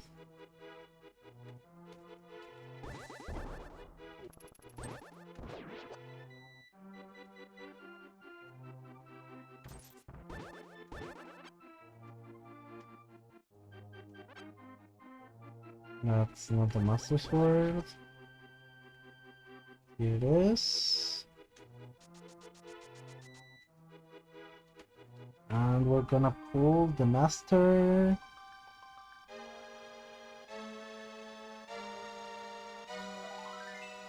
Card container. Okay, yeah, that's... Okay, so there's only one left thing to do. We have everything. The Master Heart Piece, yeah. It truly was the master of all time. One, two, three, four.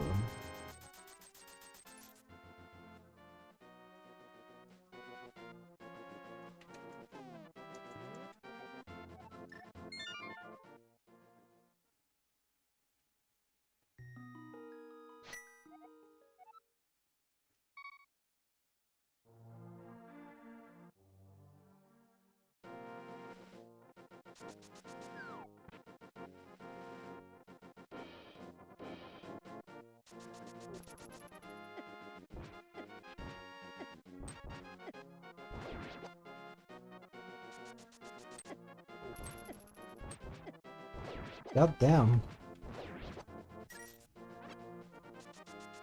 Okay, have to heal, and thankfully the first thingy is here. Can't believe they kicked my ass like that.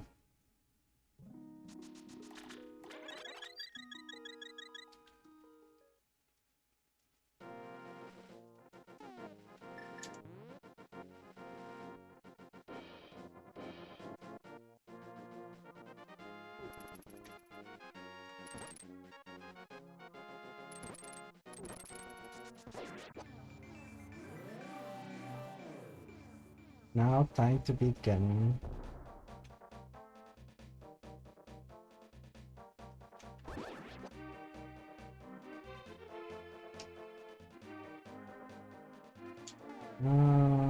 I got everything. I think this is gonna be the first one. Good luck. Thank you. The Hemiptera or True Bugs are an order of insects covering 50k to 80k species like aphids, cicadas, and shield bugs. Oh, that's actually very interesting, Ganon. Thank you for the tip.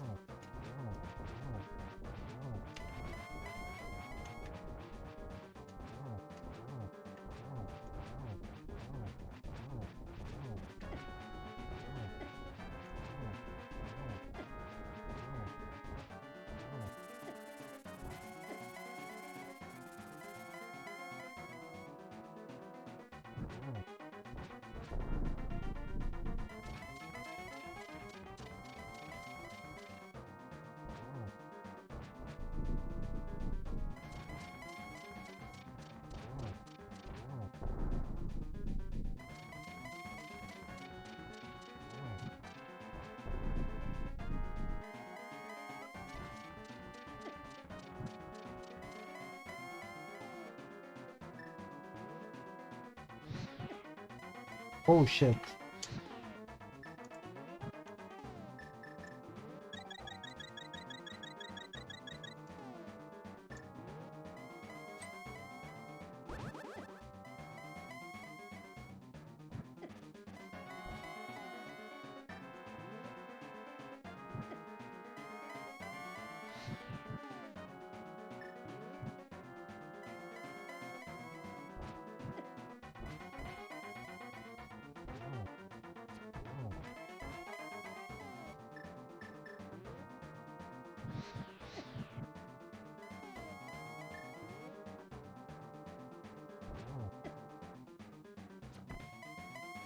Oh my god.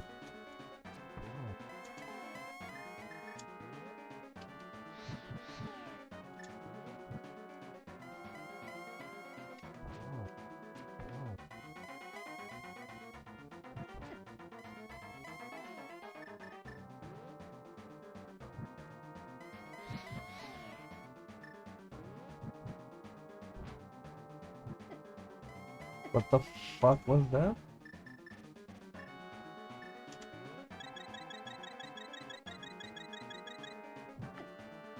Oh fuck off. Okay.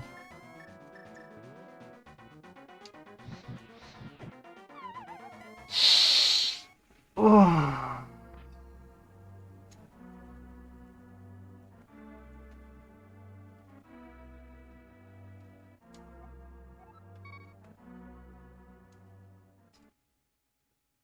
Oh fuck. That was very close.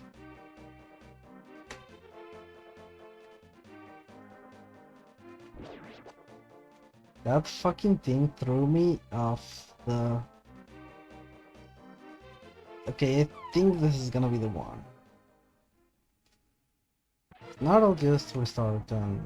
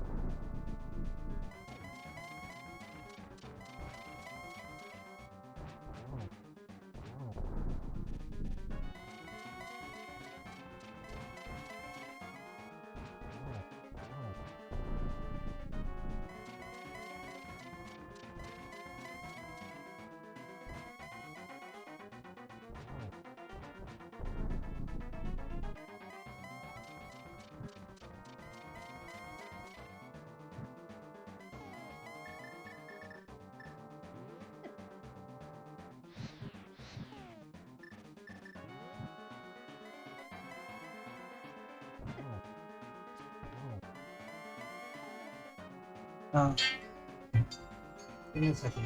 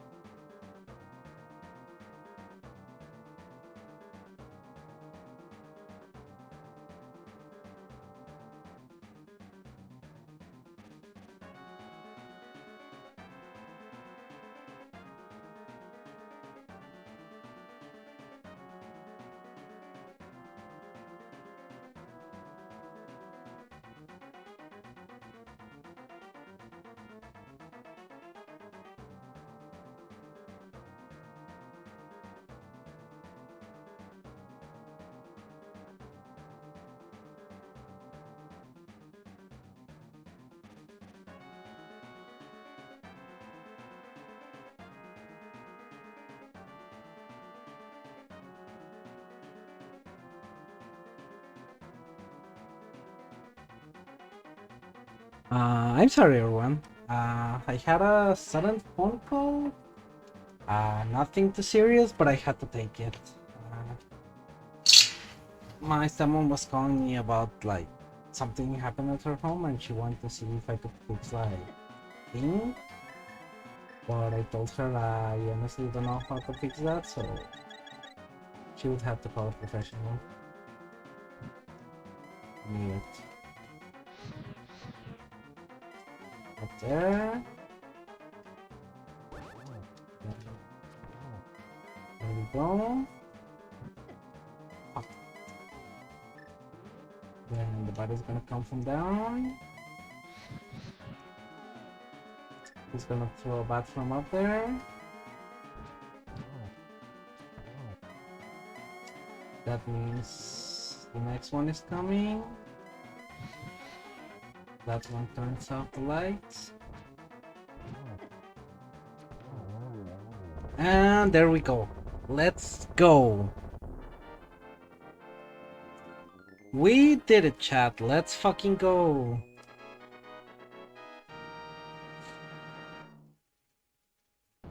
And this time it only took 1 year, I think.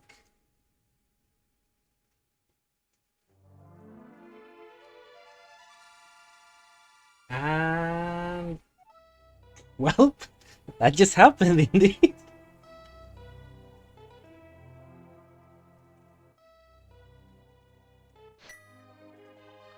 So there we go. And that's the game. This time it took us 4.5 hours. That's a good run.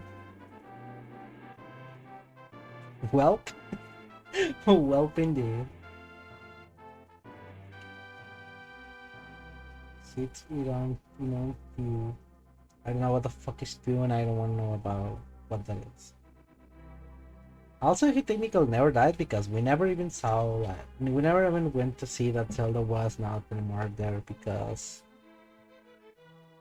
the BH, like, really doesn't matter, like, because of the order of the dungeons and everything. This was a pretty good run. Aside from, like, the hiccup in the middle where I literally forgot to check that one place and that's where the Titan's Meat was. It was a pretty good run. There were some major, aside from that major hiccup and the fact that the boots, the net, and the lamp were literally at the end. I think this was a pretty fun run. It was pretty interesting to see it unfold like that. That shows you that there is a lot of this game that you can learn because I actually didn't open like all the chests. I didn't see what was on the Hollow 3. I didn't see what was at the library, which was a major hiccup. I should have checked that. Um,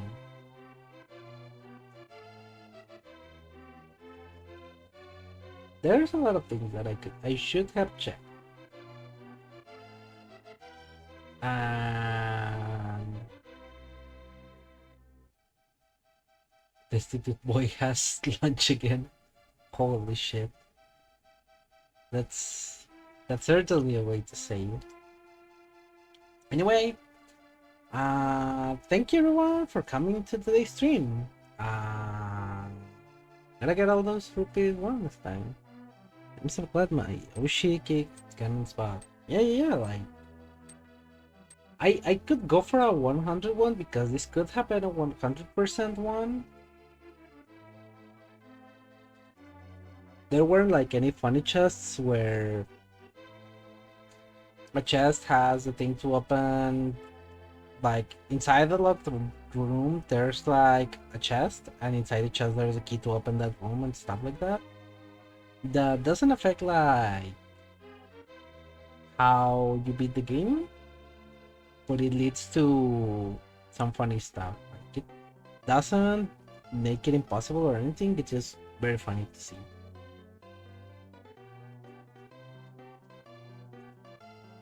So yeah, this was a very fun game. It was a very fun run. I liked it. I liked that a lot. And holy shit, I'm getting hungry. The broken heart sleeps again forever. The master heart beast finally sleeps forever.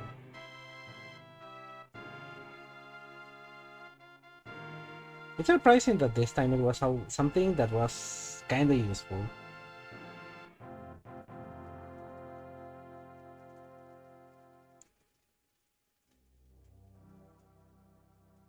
So now we can press here to get past the credits and everything. Oh, there we go. Takashi Tezuka was the one who directed this one.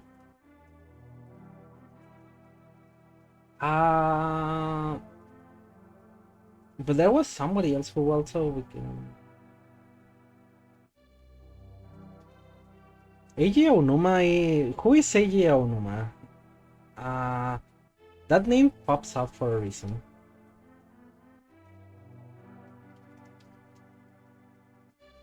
Aries is a PogChamp. Thank you. You're also very PogChamp, Guni. You're one of the best. Also, if you have obtained the coveted A Link to the Past ROM, I mean the PC port, of course, the PC port of A Link to the Past, just type into Google A Link to the Past randomizer. There are a lot of resources. There's a lot of guides online. I was actually thinking of making one of every location and how to do it. There's a lot of settings about the logic. You can choose to do beginners. I'm practically like baby steps because I don't do like no logic and all that stuff that needs major glitches.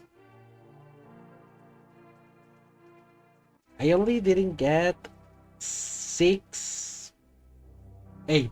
8. I can do math. 8 objects. So we're gonna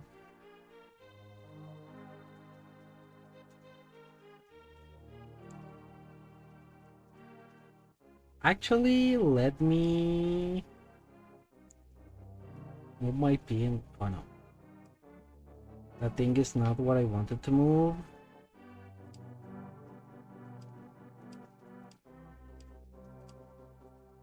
There we go. Let's move me here for the screenshot. I'm just gonna take the screenshot real quick because it's gonna look good for the end screen. People always love that. Say hi to Twitter chat. I refuse to call it X. I want to give Elon Musk the benefit of the doubt.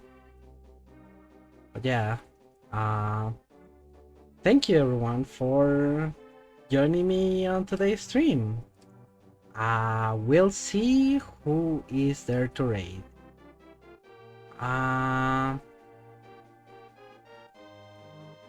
This was a very good stream, honestly, and I enjoyed myself a lot today. So let's see who is there to raid. Yesterday I was at Rossi's stream. If you don't know who Rossi is, Rossi is a very good VTuber. She is amazing. I love her so much. Oh wait, let me mute this thing because otherwise you're gonna get like a lot of feedback loops of audio.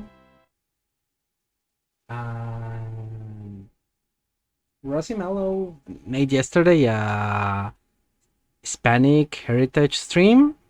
Thank you, Yidori. Thank you for being here. Thanks to all of you for being here. I really appreciate that you all show up here. You're all amazing and I love you all. You're wonderful. We're gonna look for someone to raid. And apparently Oren-chan is doing it's also playing The Legend of Zelda. I think it's their first stream. It's their first playthrough. So we're gonna do it.